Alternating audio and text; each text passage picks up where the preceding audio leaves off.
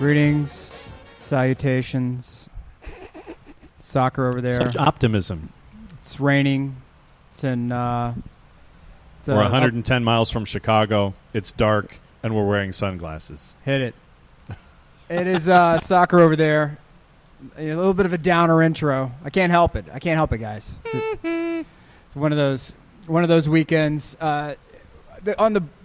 Is that why you're wearing all black here this evening? It is. Yes, I'm wearing all black. It's a very dark mood, and so as a result of this, I feel I'm appropriately reflecting how I feel. And so I am joined by John Nelson, Jason Longshore. I am Nick Leafy, the Garlic Bread Warlord. We are live, as we are every Monday, between 6 and 8 p.m. here at the just amazing the Palazzo of Calcio, the Brewhouse Cafe here in Little Five Points. Can we go ahead and focus on a minor positive here? Can I start off with a positive? This is a new thing for me. Sure. Wow. It's a new thing for me. I'm going to start off on a positive. This is the weekend that Serie A needed. Chaos? I'll say, yeah, they needed a little chaos. They needed a little excitement. And instead of, oh my gosh, what degenerate said something they shouldn't have said, now we're talking about the fact that we had incredible games, upsets, and you have a top end of the table that's very exciting. That started off, my day started off just peachy as Milan goes up. How peachy was it? Oh, just spectacular, Mr. Nelson. Were Thank you in love with Zlatan Ibrahimovic at that point? I was sitting there saying, I was wrong. Zlatan. Wow. He's tall. That's all he is. He handed me a massive L, and I was ready to accept the L. He didn't do much. But a tremendous globe-trotting talent that Zlatan is. Yes, and then He's taller and can actually jump, whereas Godin, I don't think, has been able to jump since the last decade. Well, Negative vert. Okay, hold on. Let's talk about the fact that everyone, and we're going to lift the curtain here a little bit. Uh-oh, Everyone wall. here at this table is north of 35. Check. Yep. I can jump higher than Godin, though. Do we want to take the Pepsi challenge on that one? Considering he got 3 inches off the ground Hey, look, all I'm with saying a is that 6'5" guy behind him. as you get older, it is harder to maintain the But muscle Zlatan's strength like necessary. 95 years old. Are we doing a Coming Into America really. right now? Are we doing a Coming to America? Like Zlatan, when he scored the goal, I asked him, "How old are you, Zlatan?" He said, "I'm 75 years old." Is that what we're doing right now? I'm being a hater. You could be a hater. I'm just saying that for one moment, I'm one just being a brief participator. shining moment in the sun, I thought Brief shining I was moment. like, okay, Pioli's getting a contract extension. We have going to Europe. We have a squad that we can build up. Squad goals. We can sell a player or two, get financial fair play and compliance. We're going to be A-OK. It's going to be amazing. And then depression set in. Halftime happens. And then in the 51st minute, Brozovic. Yep. And as soon as he scored that goal, as soon as he did, Yeah. you saw the body language of the Milan players change, facial expressions You drop. saw the body language and facial expressions of Nick Leafy change. What did those look like, Nick? I needed We need visual here. No, it's not a visual A show. We don't recreation? need a visual. No, a recreation? I need a description. All right, so is it Van Gogh's The Scream? Is that it? Yeah. It was a Dolly painting that just kind of dripped all over everything. It was like watercolors under fire. It was not. That was on the first goal? That was on the first goal because I knew what was boy, coming. I need more descriptions on each succeeding goal. I knew what was coming. It was one of those things that this is AC Milan's 28-3. That's the only way I know how to put this. That bad? Yeah, it was that bad. Wow. It was that bad because here's why. Because for AC Milan, obviously the Scudetto is not going to happen. We're not going to bother with it. Don't pretend that it's going to happen. But at the same time, you have to win the derby. You have to. That's bragging rights. And for Milan, who has been in such dire straits, to then cough up another goal 2 minutes later. Then De Vries comes in, puts one in the 70th minute. And at that point, the wheels are off. And in the body language, when I talk about body language, after the first goal, you see all of the Inter players dead sprinting back across the line. Okay. Because they saw something. They saw something with the Milan side that was just, that they said, we've got him. Yeah. And when they tied it up, there was no light jogging back across the line. Again, it was dead sprinting across the line. And to reset up and to get the kick happening, because they knew after halftime that Milan was washed. And it looked to me that the team had they looked physically worn out after that half. They did not get a second win. And then they were mentally checked out after the first goal. And to give you an idea, for the Lukaku goal in extra time, you saw Hakan not even drop back when Victor Moses took the ball. He split the space between Hakan and Romagnoli, received the pass, went right up to the 18, and just sat there for a moment. And he contemplated the intricacies of life, the questions that have befuddled mankind for and years. The universe. And the universe, indeed. What are the contents of a salt packet? Like, really, is it just salt? Did we put iodine in there as well? Are there other things that go into a salt packet? Why do we call buildings when they should be called builts? Yeah, it's not. The building process is completed. Why are we not calling it by its past tense name? Meanwhile, Hakan is gently walking. It's like a brisk walk. You ever see race walking? Out for a Yes. stroll. Yeah, race walking is ridiculous. Race Yeah. walking in the Olympics, right? And they still cheat. Okay, it's like you have the slowest person in the race walking, right?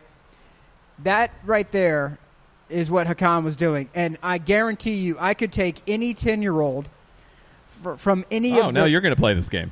of the prestigious local youth academies around the city and say, good child, if you would please lift across right over everyone in front of 80,000 people. Just lift the ball up and someone will find it for you. I guarantee you any of those kids could have done it in the time that Victor Moses had to figure out what he wanted to do next. And Hakan barely jogs up. The ball gets lofted over. Lukaku heads the ball in, runs to the corner flag, proceeds to rip the corner flag up from the ground, put his jersey. He mounts his jersey upon said corner flag. Yep.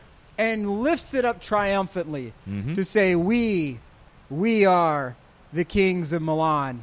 You ignorant sows, bow before those in the blue and Kneel black. before Zod. It was a kneel before Zod moment. And what was your reaction at this point? At this point, I was pretty much dead at this point. I felt nothing inside. You got really quiet on the That you did. the direct message thread. Yeah. I kind of stopped feeling things for a while. I felt a need to eat a lot. I felt like Understood. I had to solve it with something. And when you have, You went all caps in Italian. I had to look some things up. yeah. I learned some new words. Well, it was necessary. The biggest issue I have here is that this game could have decided the fate for a great many people within the Milan organization. If Pioli wins this game, I feel like he gets another year. And I know that sounds stupid, but I really believe that if Pioli was able to win the derby and he was able to get it like even a 2-1 win, I feel like that would have been the momentum to carry this team forward. And it's hard because Milan, they seem to have found their footing. I mean, they drew against Verona. Verona's been a tough out, as we'll talk about in a minute. Right. They throttled Torino. They beat Brescia. They beat Udinese. They beat Spal. They beat Cagliari. They were on a roll. And this is one of those moments where if you beat a team that's contending for the Scudetto and your arch rival, a lot of legacies are getting cemented. Maybe these players could say, hey, you know what? Maybe we can make that push for Europe. Maybe Pioli is the right hire. And he's not just another Interista who's come in and which is, he's sort of a carpetbagger for AC Milan fans. A hired gun. Yeah, exactly. But for Conte, this was a moment of solidification for Conte as well, because when they were up 3-2 and they subbed out Alexis and they brought in Eriksen, like there was no we're going to sit back and absorb pressure and we're just going to get out of here with what we have. Conte was like, no, we're going for throats today. We are going to kill these men's souls. And that's what you needed, because Juve ran into probably the peskiest side in Serie A right now in Verona. They lost. So you have to take advantage of these moments because they're so few and far between for Juve. I don't blame Conte at all for doing that. He had to put the throttle down. So a couple of things that are coming out in the Italian media. Christian Eriksen said about the atmosphere, you don't get that atmosphere in the Premier League. Woo. Wow. Some people throwing things in England when they see that. The other one, you mentioned Juve losing this weekend. There's some reports that we'll go Mondays with Reddit quickly. Mondays with Reddit. There are growing murmurs in the Italian media that Juventus could sack Maurizio Sarri and recall Max Allegri, who is still under contract. According to La Repubblica, there is a group within the Juve ranks calling for Allegri to be brought back, with Agnelli himself not entirely convinced by Sarri. Good. Yeah. Yeah. He is under contract. He is under contract, it is what it is. As far as Juve goes, there's nothing that Maurizio Sarri could do with this outside of all-out defense. Outside of just, we're going to do nothing but defend. We're going to play hyper-conservatively. We're going to play a bunker and counter system. And this is how we're going to win these games. That's not who Maurizio Sarri is. And if anyone honestly believes that he's going to change the style and tactics that took him from being a mother-blanking banker to one of the most respected managers in Italy, you've lost your mind. If I was a banker, right, I'm sitting behind a counter, and I've got some chucklehead coming up trying to ask me about what kind of interest rate they can get if they drop €47 into a bank account. What kind of interest rate can I get if I drop €47 into a bank account? Nothing, because I'm going to be managing in Serie A in a few years. That's what. You get nothing. And then here comes the straitjacket. And what happens is he did it. He crawled his way from Serie D all the way up to Serie A, and he changed the game where everyone else was saying bunker and counter, and then, okay, well, we'll play possession, but we're still going to be safe with the ball. Sarri was like, we're going for throats. We're pulling razor blades. We're doing things differently. And you hire Mike Leach in college football because you want the air raid, not because you want to run the ball 87 times a game. You know what you're getting with Sarri by now. And if Juve is stupid enough to not recognize the fact that it's their own failures in getting older guys on freeze and not developing youth talent and creating massive pockets at striker, pockets in defense, pockets in the midfield, and now you're talking about, we're going to sell Ramsey in the summer. Okay, great. That's going to net you a lot. Yeah, that's probably $12 million coming into your $12 million coming into your coffers. Well done, tidy business. But who says Allegri would take the job? Because word on the street is that Allegri has been in England learning English. What? You want me to go back? It's like the ex who calls you up. Hey, baby, how you doing? Yeah, you doing all right?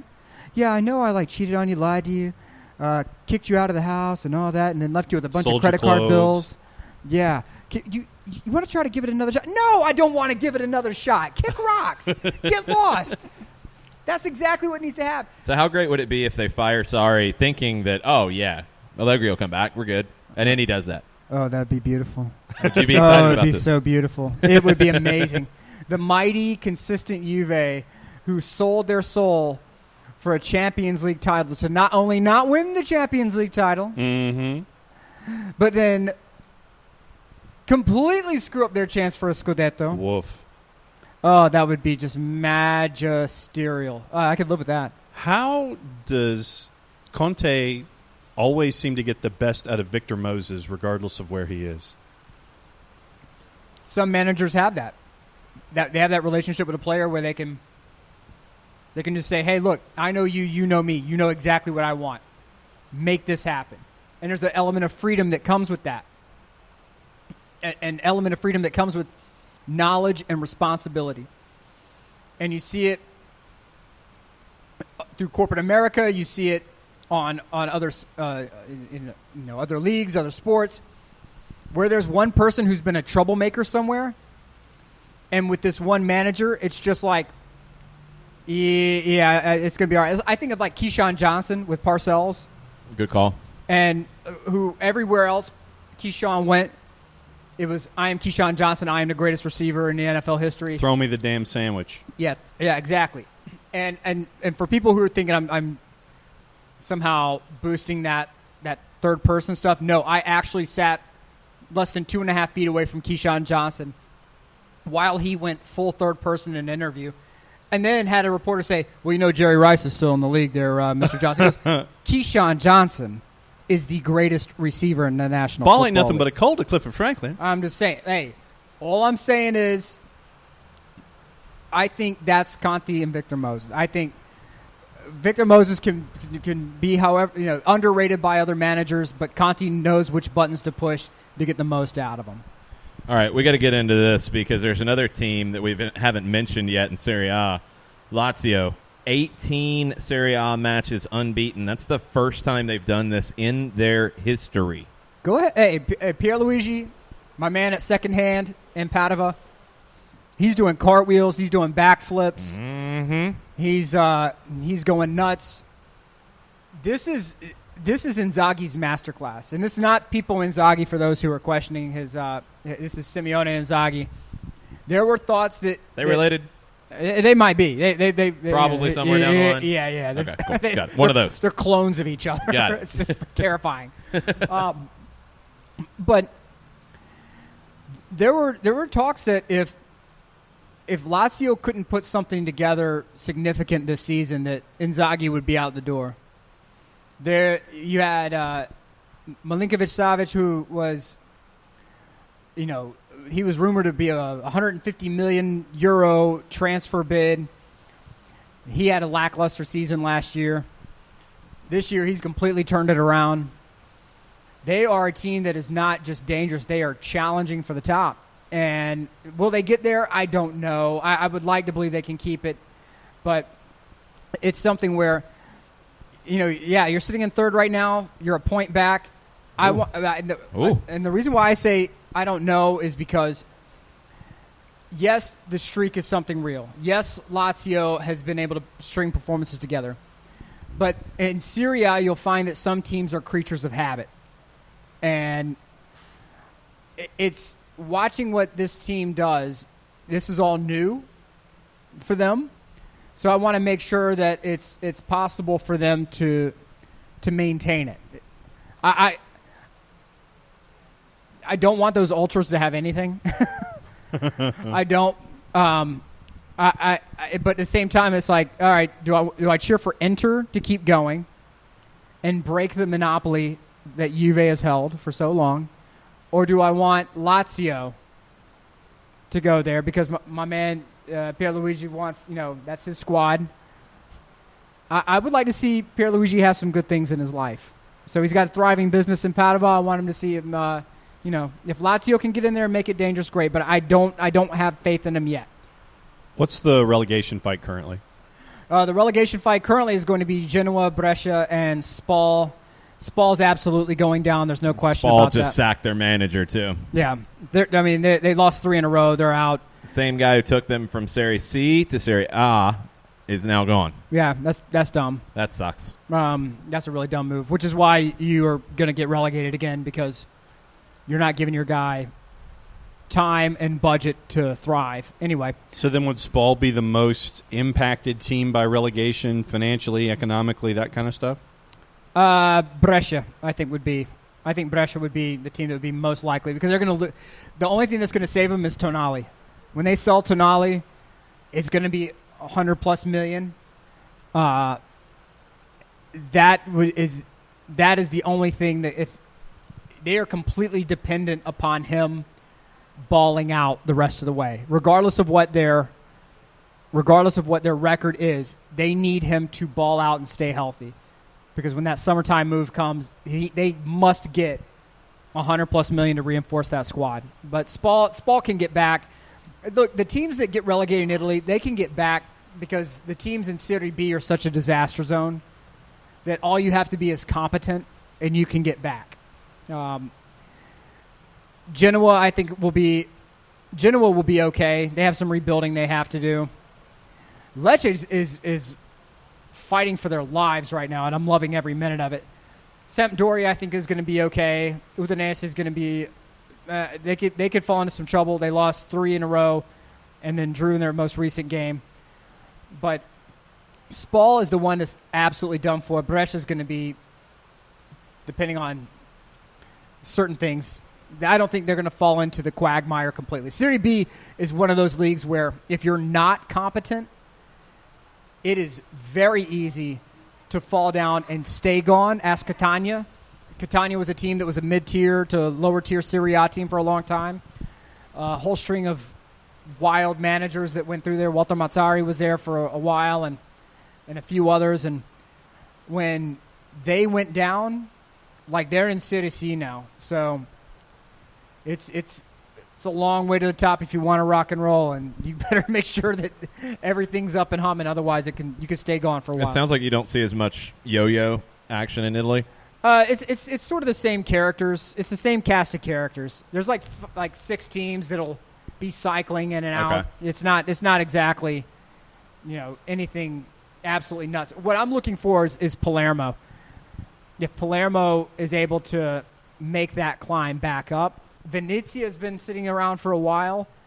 I don't know how much longer Joe Tacopina can keep funding that team the way that he is. Right. Their marketing's out of sight, but at the same time, the results on the field haven't been there. The closest they've been able to get is under Pippo Inzaghi. So I would like to see maybe Joe calls Pippo Inzaghi in the off season and tries to get him back, or when Gattuso is fired from Napoli, maybe see if they can get Gattuso. That's the only way it's going to work. Makes me sad. That's the only way it's going to work. That makes me very sad. I got you some fries, man. I'm depressive eating. Man, I want Gattuso. I want Gattuso to make it. He's All right, not going to make it. So, John, fill us in on what happened in England. Well, over the weekend, Tropical Storm Sierra decided that she was going to make it an incomplete weekend. I really hope everybody saw the video of ball comes rolling out on the field. Oh, that was great. Manager, it's probably like Conference League or something. The manager kicks the ball back, and then all of a sudden you see a goal come flying onto the like field. Like a full goal. Yeah, the whole goal, What? And he gets caught up in the net. Yeah. Wow. Yeah, that's amazing. Goal comes the up AR's from behind him. It was great. Literally, the goal comes up from behind the manager and just kind of sweeps him into the back of the net as it's working its way onto the regulation pitch that they were playing the match in. It was awesome. 90-mile-an-hour winds from Tropical Storm Ciara postponed Manchester City and West Ham as the late game on Sunday, which will create more schedule havoc for Manchester City. Yeah, it's the last thing they needed to. Lose the games. That's the thing. Lose the tournament games. Oh, what do you think about Liverpool winning, Nick? Lose the games. What do you think about those U23s, huh? No, good for them. Good for them. If you can make it work, make it work. To your point, I think the U23s ought to get the next round. Yes, they should. No, I agree with that. Because you can't now come back and say, oh, we take this tournament very seriously. No, you can't. No, put the U23s back in. Put them back in. Let the manager come in. If Klopp tries to come down the touchline, kick him out. Rich and the U23s get the rest of run. Yes. Let them do it. Continuing what was going on in England, it was a question that we actually had on the timeline that was in the morning show, and it's a question for this particular program. Okay. Ooh. Okay. And it has to do with Sheffield United. Okay. After Sheffield United was down 1-0 to Bournemouth, came back to win 2-1 at Bramall Lane over the weekend. Bournemouth. So Bournemouth is still in the relegation fight. They are still on goal difference above West Ham in points. So it's West Ham, Villa, and Norwich right now in the relegation zone. But you're looking right now at the question to the floor has to do with Sheffield United. Can Sheffield United actually get past Chelsea and finish in a Champions League spot? That was a question to the floor. I hate to be the Nick of the show when Nick's sitting next to me. There you go. Do it. But I got to see it. I don't believe it until I see it. Good. Because yeah, you're happy with this one. Because it's so hard when you get late and you've got guys who haven't been there before. Yeah. I mean, I'll pull a quote from Zlatan about Milan yesterday. You know, he said you could see the guys emotionally be affected after conceding the first goal. You mentioned it too. Yep. Let alone the second goal and the third goal. Like, Sheffield United hasn't been in that spot before. It's all good until you get in there, and then the pressure kicks up to another gear, and can you handle it? I have to see it first. Chelsea's not exactly convincing, don't get me wrong. No. But they've got more players who have been there and done that, and if I'm going to the bookie, I'm going to bet on Chelsea to get it done before Sheffield United until Sheffield United shows they can. Then let me dial it back a step and ask if you guys think that they'll finish 5th over Spurs and get the Europa League spot. Same thing? I feel they'll get the Europa League spot, but I feel like this is talking about a mid-major versus like a 5 seed in the college basketball tournament. This is like the George Mason run to the Final Four? Yeah, I feel like and it is to Jason's point, when you watch March Madness, you see these mid-majors go on a run, and everything's great until they get to the Elite Eight. And then when they get to the Elite Eight, all of a sudden, What game are we playing? it's like, whoa, hold up, wait. What do you mean it's just us this week? Obviously, the pressure starts building. It gets into your heads just a little bit. I think Sheffield can beat out Spurs for that Europa League spot. I don't know if they can catch Chelsea because Chelsea's so schizophrenic. There's no telling what you're going to get out of it. Right now, they're only 2 points behind Chelsea, game in hand, and Chelsea's got a match in hand, though. Yeah, I got to see it first. Yeah, I got to see it to believe Tottenham is 2 points behind Sheffield United after the win. I think Mourinho's all in on Champions League. If they get knocked out in this next round, maybe things change, but I think he is all in on Champions League. He was there watching Leipzig against Bayern. I think he's talked to local media and said, I know how they warm up. Like, I've studied everything. So he is all in on Champions League. So is it 1 bus or 2 buses he's going to park? 4. Okay, good. Slash the tires, Yes. set them on fire, all that. Sorry, relegation fight right now. West Ham, Watford, Norwich. West Ham is a point behind Villa, who's at 25. Bournemouth's at 26. Brighton is at 27. And last weekend it was a completely and totally unenthralling Brighton 1-1 draw with Watford. And Everton, Carlo Ancelotti, Hey! 3-1 over Crystal Palace. Crystal Palace is kind of sitting there trying to figure out who they are. And the Belgian bread loaf, Christian Benteke, I think actually scored. What did you call him? The Belgian bread loaf. Why is he a bread loaf? Because he's just laying there and it's all calories. It's all empty calories. Nothing's happening. All right. I'll take that. That works. And so with the half-on, half-off winter break where Klopp is watching everything around him from a beach with a Mai Tai and a laptop, the games this upcoming weekend, Wolves and Leicester, Southampton and Burnley, Norwich and Liverpool, Tottenham and Villa, Arsenal and Newcastle, Chelsea and Manchester United are your Monday.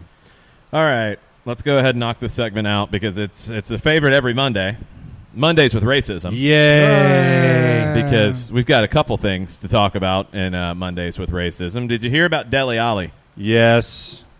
So, Dele Alli on Snapchat posted a Snapchat about the coronavirus and realized that it was probably not a good thing to post publicly and immediately pulled it because it was mocking an Asian man in an airport. But the FA is not very pleased with this, and I believe they have already sent a letter saying they are looking into it. Accurate. Now, what happened earlier this year with I think they said it was Bernardo Silva and Mendy, and it was joking tweets, but wasn't he fined and or suspended? Yeah, I think it was a match or two, yeah.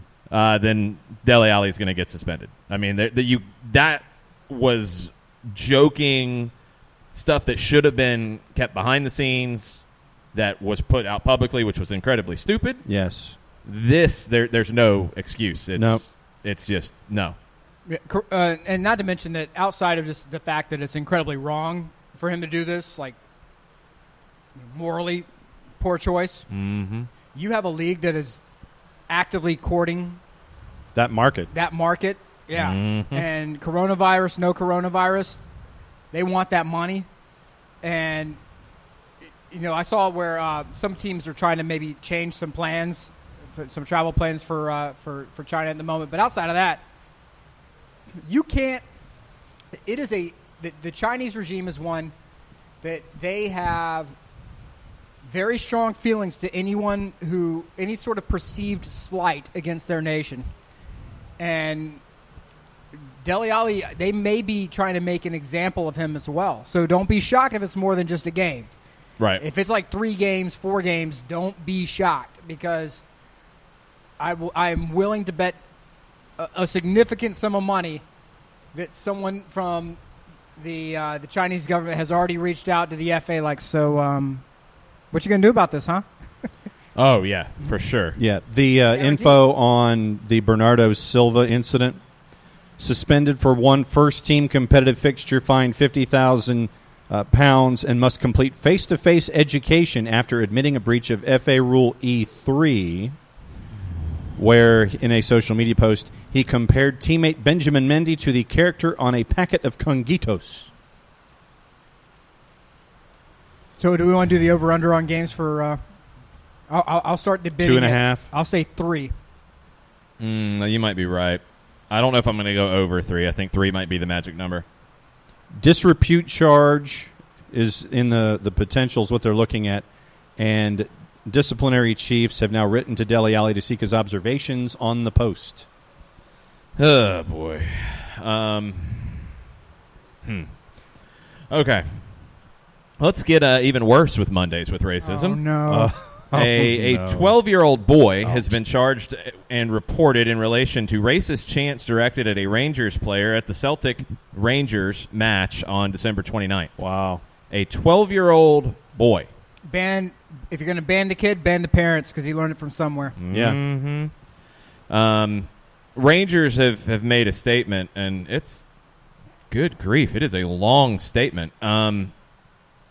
A lot of it is defending their player, Alfredo Morelos, and there's been all kinds of talk about Morelos in Scotland over the last, few years at this point, it feels like. Yeah. It's a lot of stuff, maybe not necessarily about this kid, but the final paragraph of Rangers' statement is, finally, Rangers would be more than happy to accommodate the young person involved in the latest incident on one of our courses designed to help people understand why racist and sectarian abuse is unacceptable. Indeed, if any of those journalists/pundits who got it so badly wrong would like to attend, we'd also welcome and help them. It's a statement that is also throwing a lot of shade at the media and lots of it. Because I don't remember the details on this. Now, it's been over a month or so. I guess there were a lot of people who said it didn't happen and that this was another opportunity for them to attack Morelos, who just gets beat up in the media in Scotland, something fierce. Well, It's a 12-year-old kid who's been charged with this. It's craziness. Let me ask this question, and I mean this genuinely. The club and the league have said that the 12-year-old can sit in on their class, right?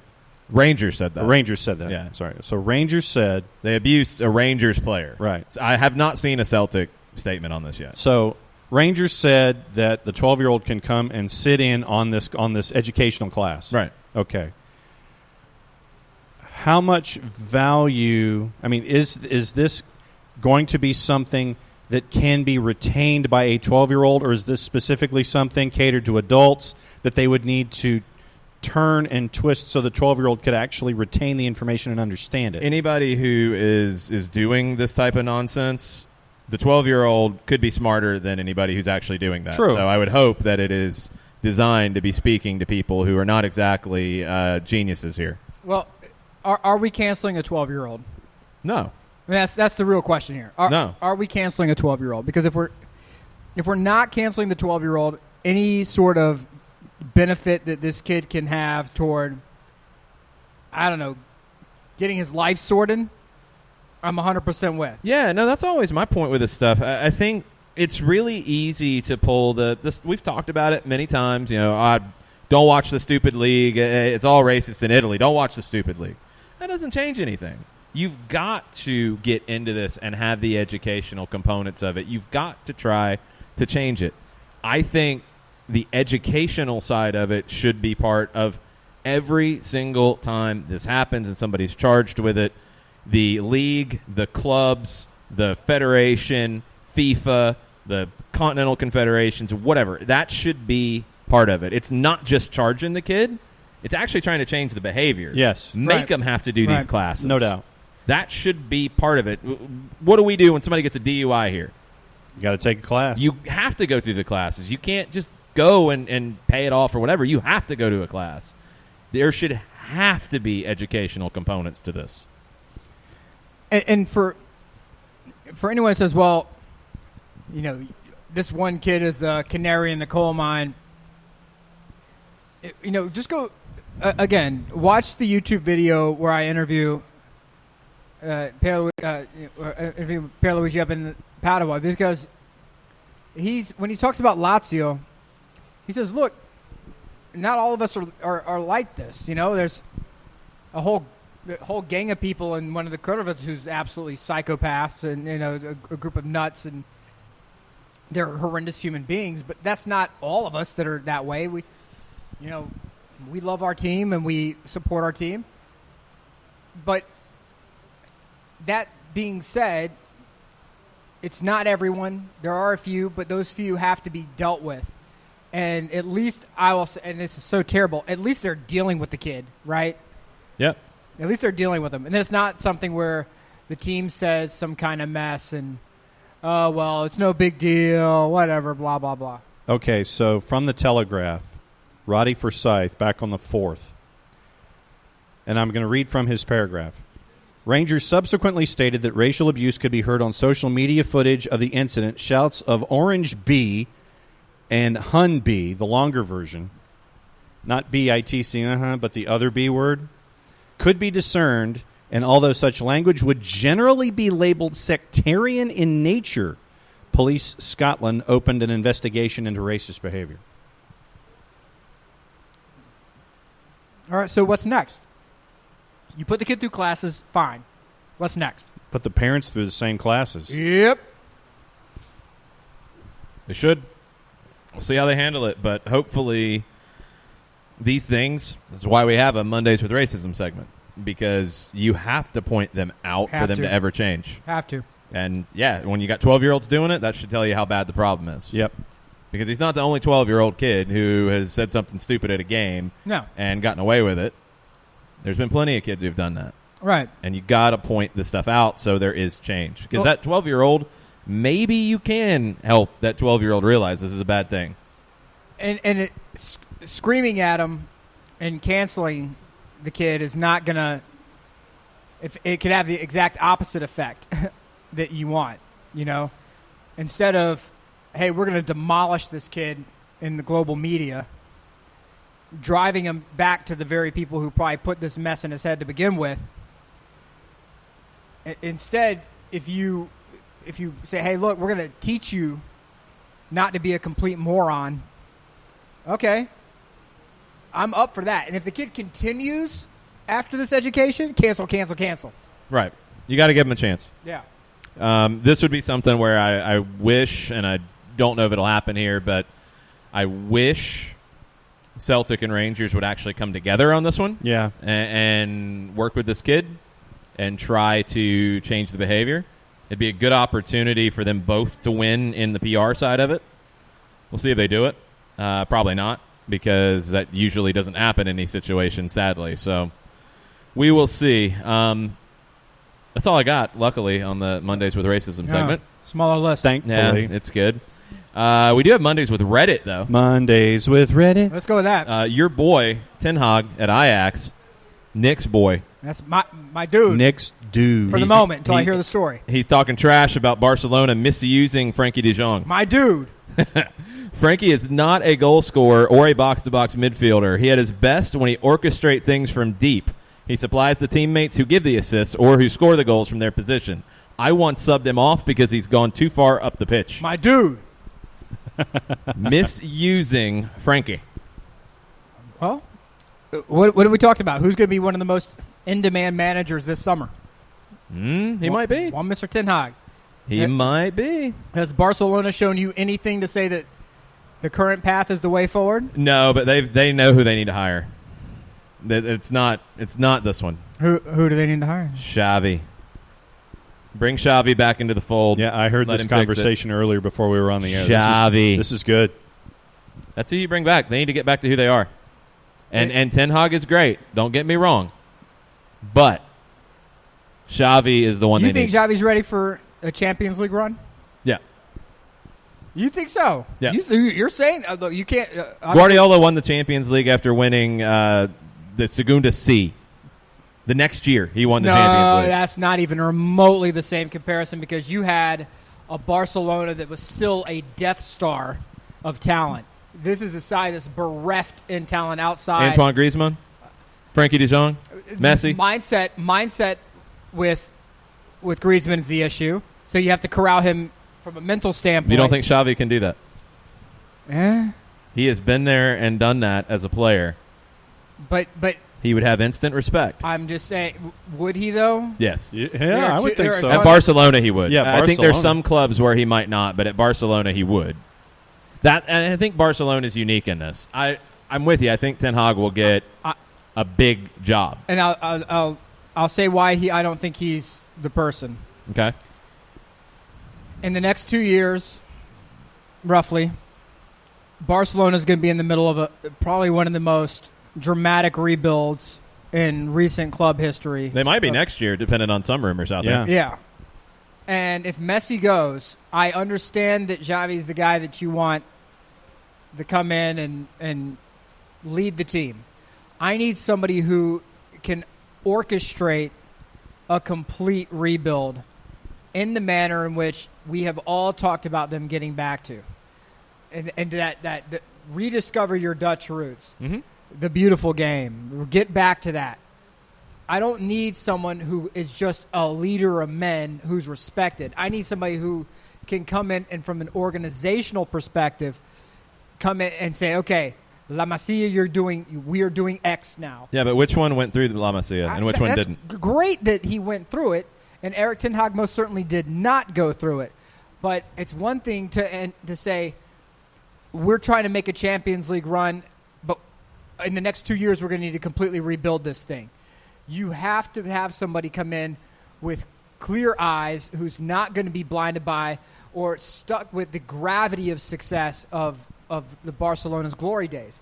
And I think that's what could happen with Xavi, where he comes in and he says, I know how we did it when things were great, and this is how we're going to rebuild it. But the problem is when you are a prisoner of success and you are stuck with the gravity of success, it's hard to break things. You end up revering the product, the current product, as it stands, and not willing to make the necessary changes with maybe a bit of a colder heart than you have to. Ten Hag will come in with a colder heart and rebuild still with the DNA of what you want to be. But wouldn't there be more patience with Xavi in charge than Ten Hag? Oh, From the fan base? No, 100%. No, there will be more patience. That's justifiable. The thing is, Good I point. think at a lot of clubs, you would be 100% correct. I don't think Barcelona is like a lot of clubs. I think fair. family and understanding what it is to be Barcelona is such a huge part there that it isn't many places. I could also see if the rumors are true about, I believe Messi's father was coming in for talks, and I mean he can walk. He's had that kind of contract for a long time, but it's never been a thought that he could walk. Okay, but we talk about family and we talk about how the club's different. Why is Messi wanting to walk?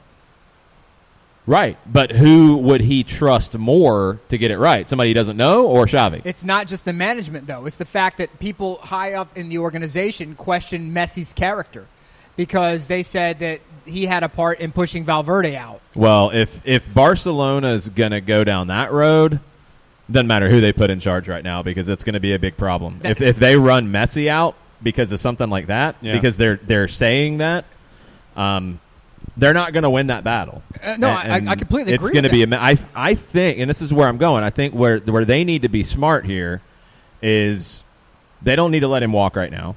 They need to do it the right way. I think keeping him, Xavi has a much better chance of doing that than Ten Hag. You look like you have something to say, James. No, I'm just waiting for your response in the joust here because I'm in the Xavi camp. Okay, I understand that. I look at this, and I'm going to go out. We know I can pull stuff from left field. Oh, boy. Sure. I'm pulling stuff from left field here. All right, Raining. I don't know if the helicopters are in the air Kevin right now. Mitchell. All right, when Bob Iger took over Disney, Okay. right, he was surrounded by two groups of people. One group who said, we must revere the Disney name, the Disney brand. This is who we are. This is what we do. But the brand was also stagnating. And so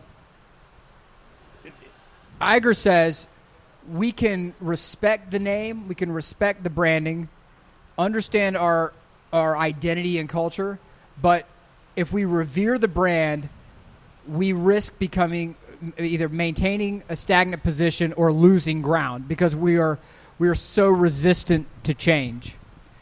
I get what you're saying, and I think you're right from the standpoint of Xavi would probably keep Messi around another year before Messi decides he's going to retire and walk away. There will be an AM moment for Barcelona, the after Messi. Oh, 100%. No doubt. It shouldn't be right now. Right, and but it shouldn't be.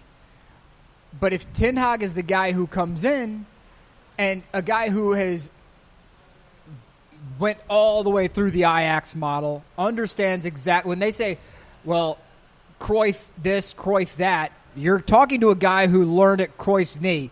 So let's get that DNA in, the organizational structure, the business, the fiscally responsible way of doing business again, where no one is bigger than the club, because what's been happening at this club for too long is you've been bringing in mercenaries.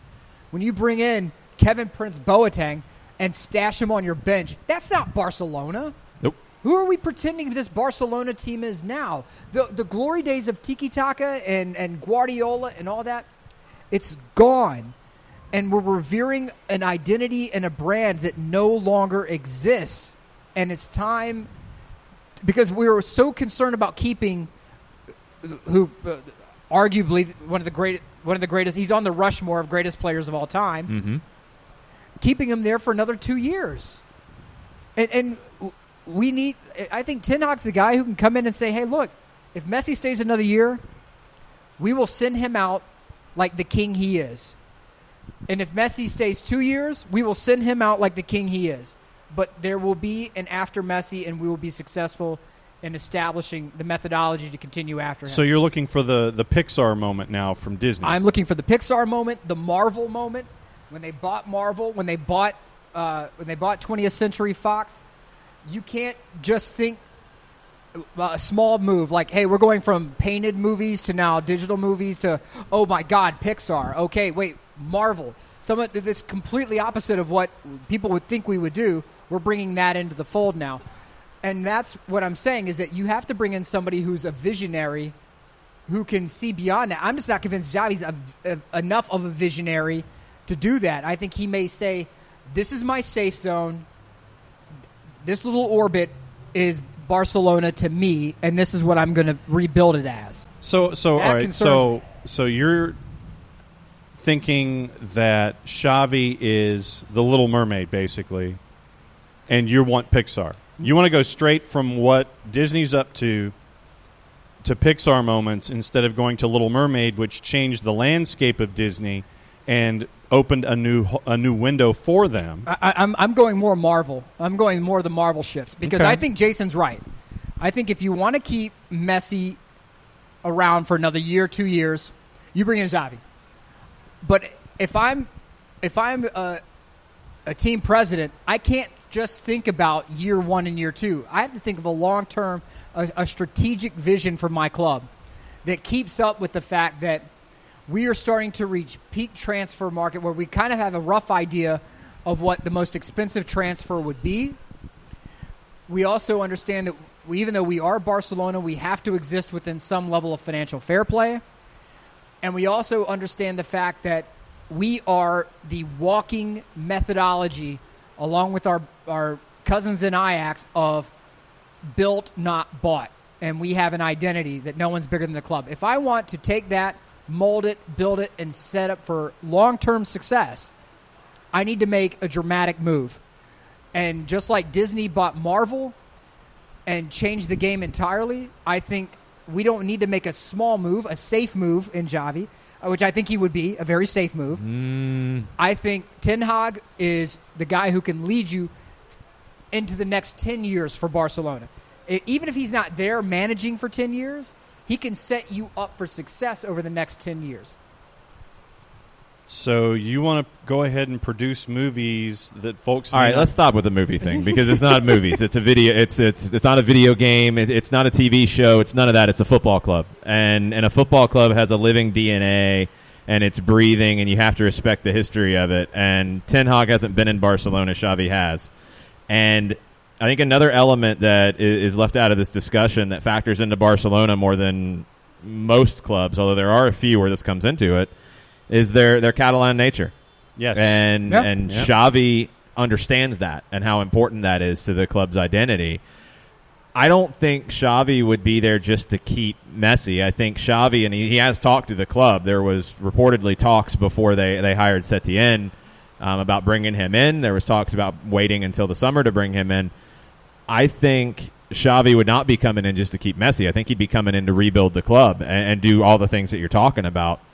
But with that knowledge of what works at Barcelona and what doesn't, that's important. It's very, very important at a club like this. I don't think you can reinvent yourself in this kind of club. That's what a Leipzig does. Leipzig had no real substantial history of success. Red Bull could come in and put whatever stamp they wanted on it and make it CGI and all that stuff and do it. Barcelona's not that.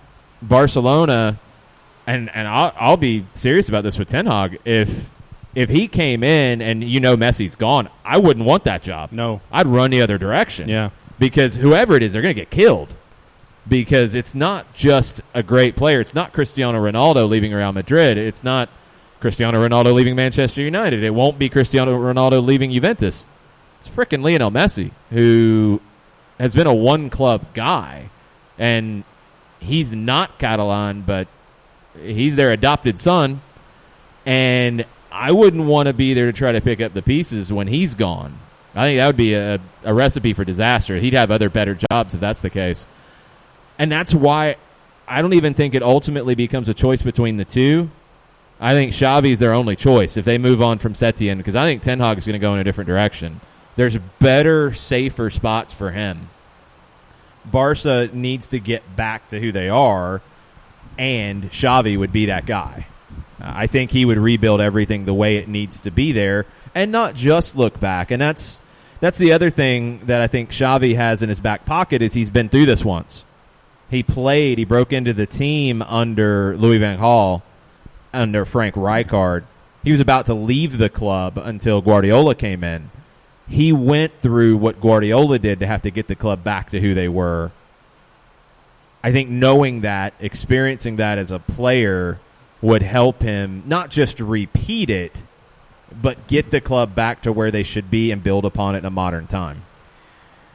And maybe I'm just scarred from my Milan days of bringing in past legends to lead them to the different. glory days. I mean, it's different with Barca because of Guardiola, because of others. I really think it's a different comparison.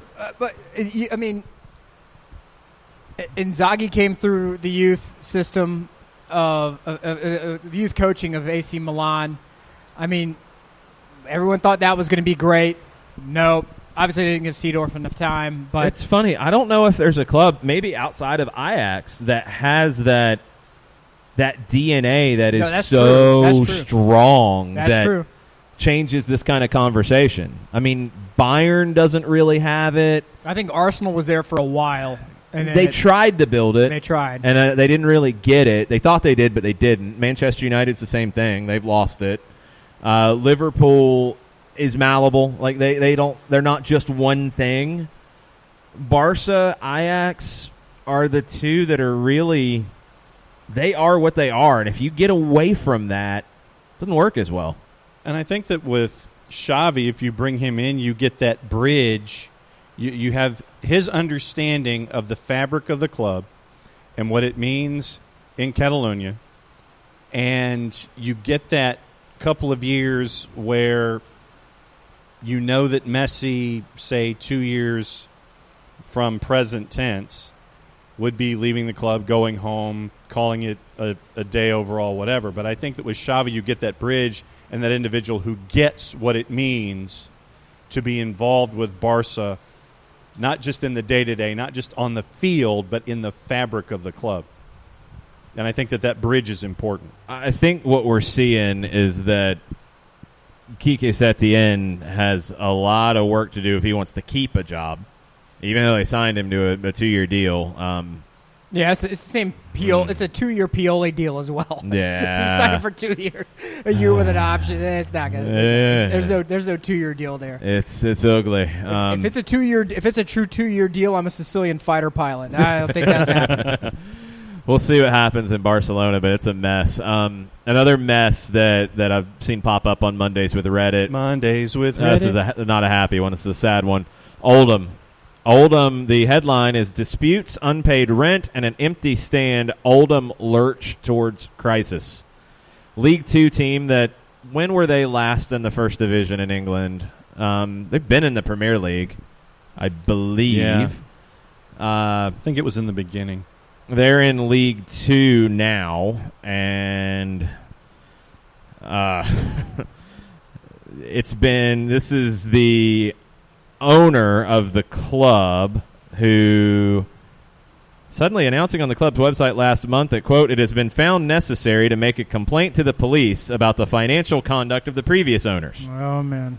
So there's just all kinds of problems. They could be kicked out of their own stadium for not paying a £500,000 bill. Yeah, they had Paul Scholes as their manager for like a month. I mean, it's just years and years of this stuff. So we've talked about it before. You've got clubs that when they drop, and mentioned it with Serie A, earlier.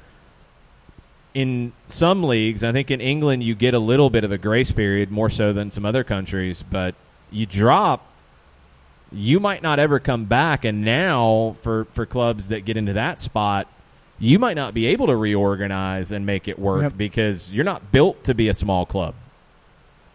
Oldham might not exist much longer. Yep. 12-point deduction when you go into administration. That would put them at the bottom of League Two. If they were to be relegated, they go National League. And you're in the National League, and there have been teams who have had financial problems over the last couple of years who have been in the top 4 leagues of British football for a century.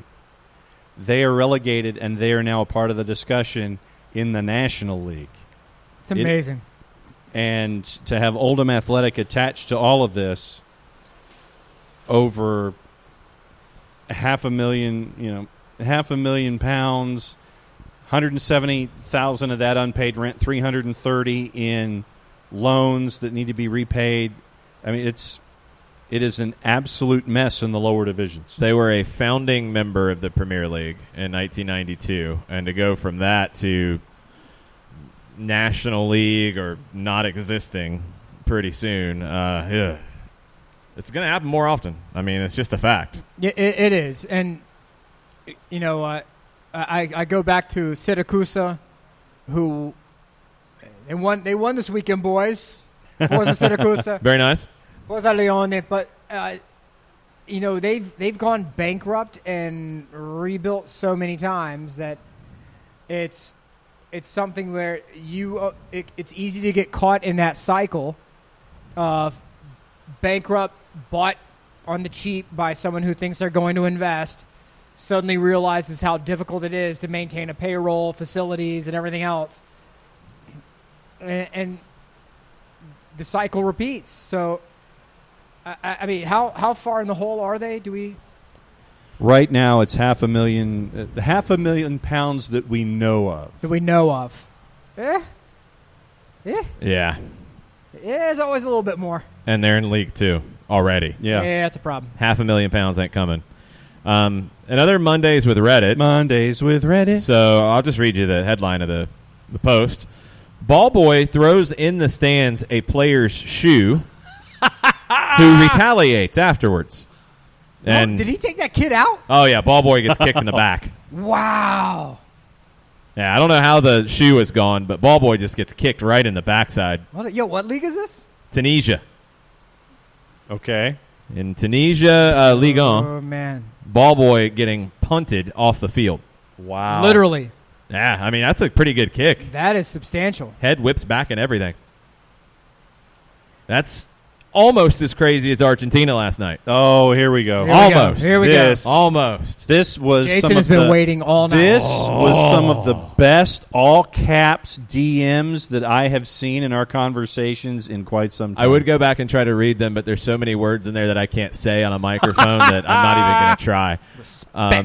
Yeah. Oh, my God. Gustavo, if you're listening from Buenos Aires, you're going to want to turn the show off. Yeah, turn the show off, man. You don't want any part of this. I'm sure you're probably still drinking because of what happened last night. Yep. So you had Racing and Independiente, which is one of the great rivalries. And I will say that out of all the rivalry matches from the weekend, Leipzig and Bayern's not really a rivalry, although they're the top two teams in the Bundesliga this year. I was bored to tears. What is the Milan derby known as? Derby de Madonnina. I was entertained. Probably more entertained than you were, but I was entertained. It was, for a neutral, it was an interesting match. Yep. None of it even came close to Racing and Independiente. First, the ball boy throwing the shoe, he could throw it from Racing Stadium and hit Independiente Stadium first off. It doesn't even have to have a good arm. The stadiums are like within walking distance. Kicking distance. So they hate each other. And to add to it, our favorite manager, even more than Ten Hag. Yes, even more. Sebastian Becasese. So he led Defensa y Justicia to the Copa Libertadores, which their campaign will start very soon. And always grateful. Yes, he led them to that. He went and he took a job with Independiente, and it didn't go so well, and he got fired about 3 months in. Well, he went across the street to Racing and took their job, which is kind of awesome. And that takes some swagger, first off, to even pull that off. You just take your box out of your office, go walk across the street, knock on the door. He's like, yeah, I'm going to go over here. And he goes over to Racing and takes over for Eduardo Caudet, who was kind of throwing some shade at our boy Becasese when he's like, well, I would never do that. Well, Becasese doesn't care. He comes into this match last night.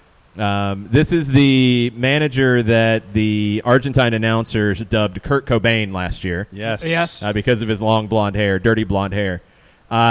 grown it out long enough to pull it into a ponytail. It appears that he's also added some highlights as well. Yeah. There appears to be some highlight action. Yeah. Oh, he definitely went to the salon before this match. He went full flare. He did. He went and got the nice suit too. I mean, right. all of it. No tie because it's Argentina. You're not going to do that Because nonsense. at Defensa, he was always in a tracksuit. Yep. He was always in the tracksuit. He's in the nice slim cut suit, the white button down shirt That's right. that's unbuttoned at the top, no tie. So crispy. So crispy. With the ponytail, because that added to it. All right, so the match starts. There's some great memes out there from this match. First off, the match starts. He's tailored. He looks sharp, and his goalkeeper gets sent off. About midway through the first half, if I remember right. I was going to say, when was this? Goalkeeper comes way outside the area, sticks his arm down, makes a save, probably 30 yards from goal. He's sent off. Reserve goalkeeper comes in. I don't know if the reserve goalkeeper just likes to play in pants or what, but he played in his tracksuit pants.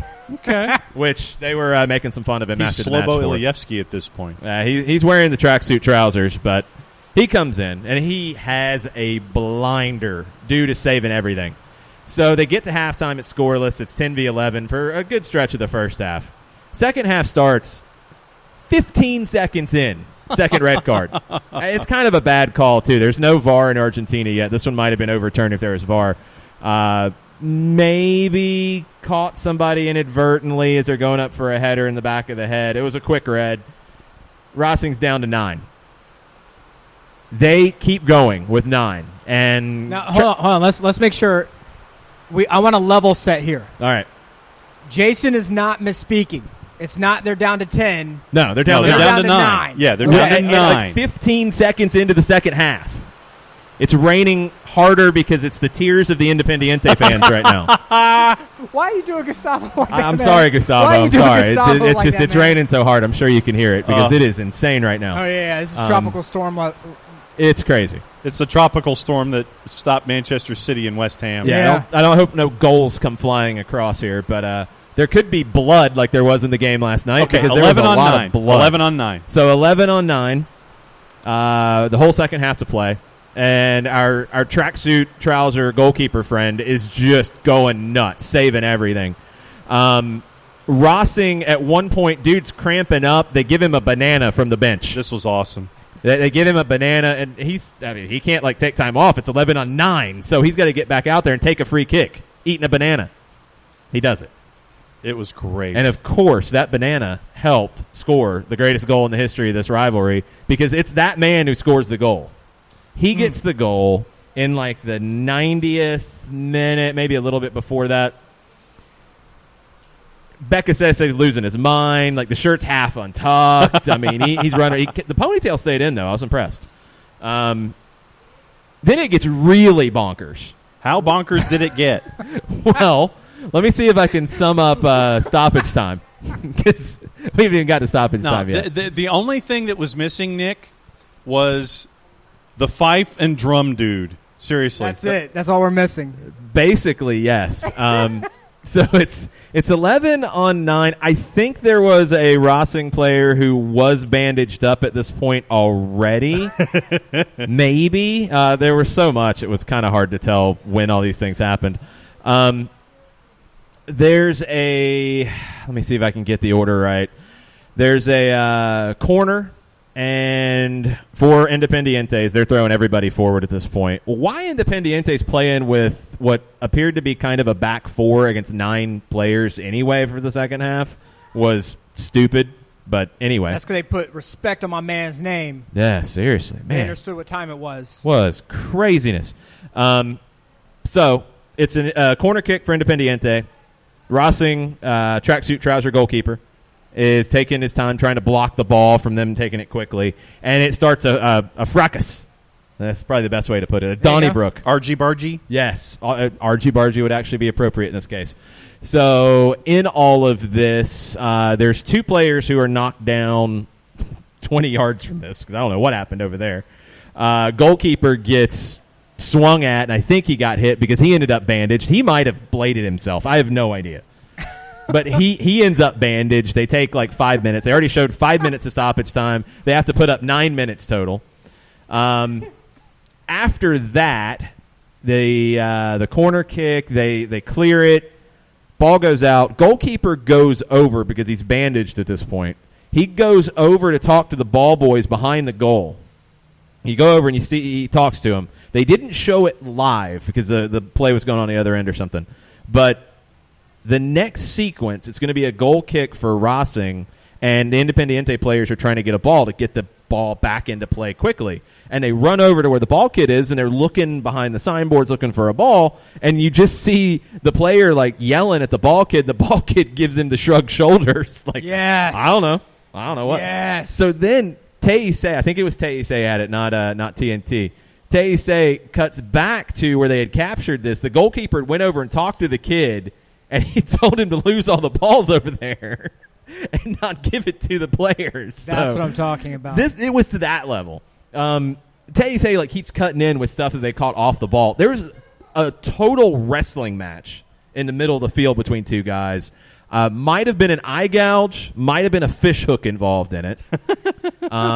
Probably both of them were busted up too and needed to be taped up because everybody was taped up at the end of this game.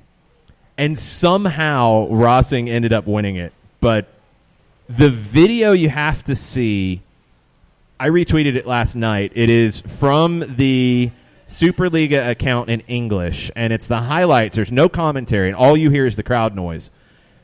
The roar, because it's at Racing, the roar when they score that goal. I don't think I've ever heard anything like that. Like, it's a noise that a large crowd isn't supposed to make.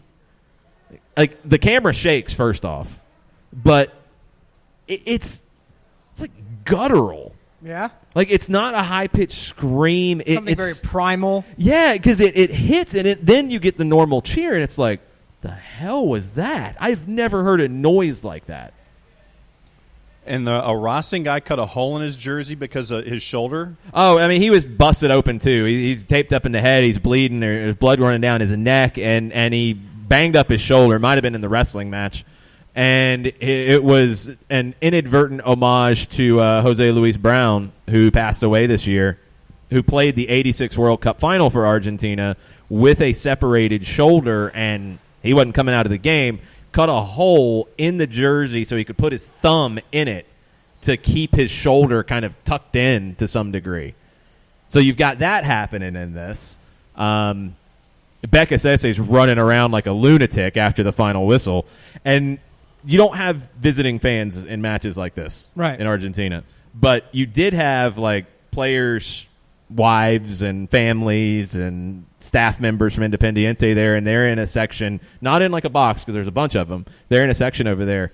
The videos of the Racing fans turning and taunting them, there are gestures I have never seen in a stadium that I was a little shocked by. And it finished 9-9. Oh, yeah, because at stoppage time, Independiente had lost their minds and got a red when the guy swung at the goalkeeper, and there's another red somewhere in it, and it probably should have been a red to another Racing player to make it 98, but madness. Can we get highlights that are voiced by JR and King? Can we do that? Can we get a Jim Ross and King? You'd have to have them cut it because just the clips when people overlay that, there's too much that happened. You can't just keep repeating it. You need to get them in a studio for it. It was that nuts. Wow. I found the video of the taunting. I'm showing it to Nick. The taunting, like, that is amazing. Some of the hand gestures. You see which one I'm talking about? Yes. Yeah, there you go. Yeah, I've never seen that one in a stadium, but you know exactly what they meant. Yeah. Behind the fence. Even some of the local younger ones are actively involved. They're aware of the gesture and reciprocating. Oh, yes. Gratuitous hand gestures. Okay. I'm a big fan of this. Yeah. I like it. Yeah. 38,200 views of that particular piece of video that's only 13 seconds long. It's pretty wild when you look at the score line here. It's 1-0, red. 86th minute goal from Diaz after eating his banana. Madness. It was one of the most entertaining things I've ever seen. And that right there is why Fanatis is a must There purchase. you go. Must purchase. Along with the fantastic hats, scarves, and beanies that we have. Excellent promo. With the SDH logo on there. If There you go. would like SDH and SOT to continue traveling places, bringing you content from new and exciting locations, expanding the network, bringing you all the amazing soccer content that you could possibly want, feel free to reach out to any of us, and we will set you up with this phenomenal gear at a very reasonable rate for such fashionable items.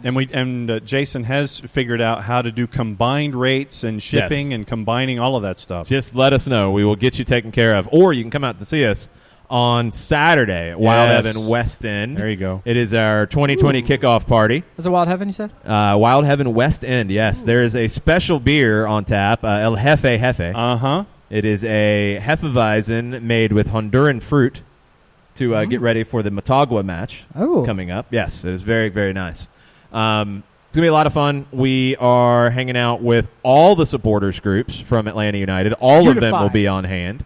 We'll have a little roundtable discussion with representatives from each of the official supporters groups. And we'll get ready for the upcoming season for Atlanta United. And maybe there'll be more madness in Argentina that I'll be cackling about at some point because it happens a lot.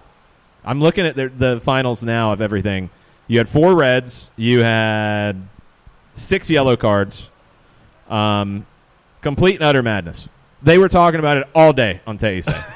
All day. I mean, it was just all day long. That's all they talked about. So As they should have. yeah, I mean, it's just one of those matches that it wasn't pretty by any stretch, But it was great TV. but it was great drama and highly entertaining. So the late game after that, I was kind of spent, but I did keep up with it because it's the leaders, River Plate.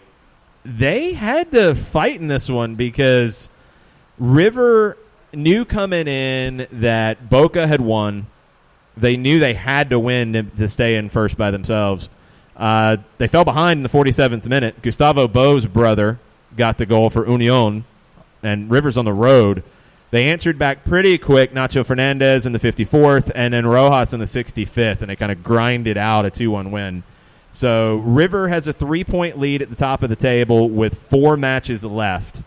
Boca is 3 points back. Lanús, bad result for them. Scoreless draw with Argentinos. That's 3 and 4. Neither one needed a draw. They both needed a win. So now they are 6 and 7 points back with 4 to play. That they're probably too far back. Racing with their win is in 5th on 31 points, 8 points back. Okay, so I have 2 very important questions about the table. Okay. Let's go. The first one has to do. Well, actually, do you want the loving question first, or do you want the question that has to do with The one hell of the kind of question greatest- are you going to ask me? I don't know. Go ahead. You pick one. Do you want a Defensa y Justicia update? That's what I was looking for. Scoreless draw, but they do keep their run that has been pretty impressive as of late. They're in 13th, so they're at the. I guess they would be at the top of the second half of the table. They've got some work to do, but right now I think Defensa's focus is Copa Libertadores coming up. And then my other question has to do with the beloved Diego Maradona and Gimnasia. Well, Gimnasia did not get the results they needed. They got a 4th-minute goal at home against Patronato, but they gave up an 84th-minute equalizer. So they drew. In the Promedios table, Patronato and Gimnasia are the bottom 2. Again, somebody needed to win. They draw. Aldo Civi is the other team right now that's getting relegated. They lost, so that's good for Diego, but they lost to Central Cordoba, who Central Cordoba only has 1 season of stats in the Promedios table. Everybody else has 3 except for, which one is it? Aldo Civi, who's got 2. 1 season means their wins jump them further, but their losses hurt them more because of just the combined nature of the 3 years of results. So them getting a win, not exactly what you needed here. So right now, if you're looking at the table and you're looking at how Gimnasia survives, they've got to jump 2 teams. they've got to get to where Cologne is. Cologne is on 81 points through 71 matches.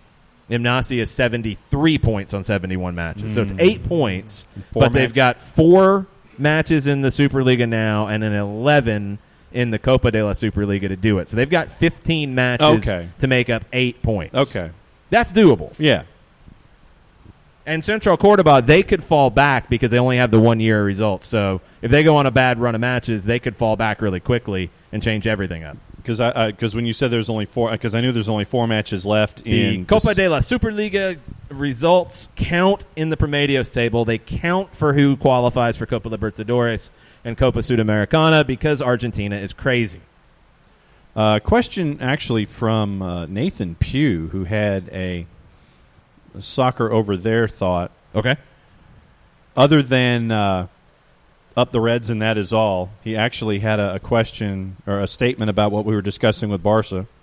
He says, PK should retire with this injury, get his badges, and coach with Xavi. He can do it. His hips don't lie.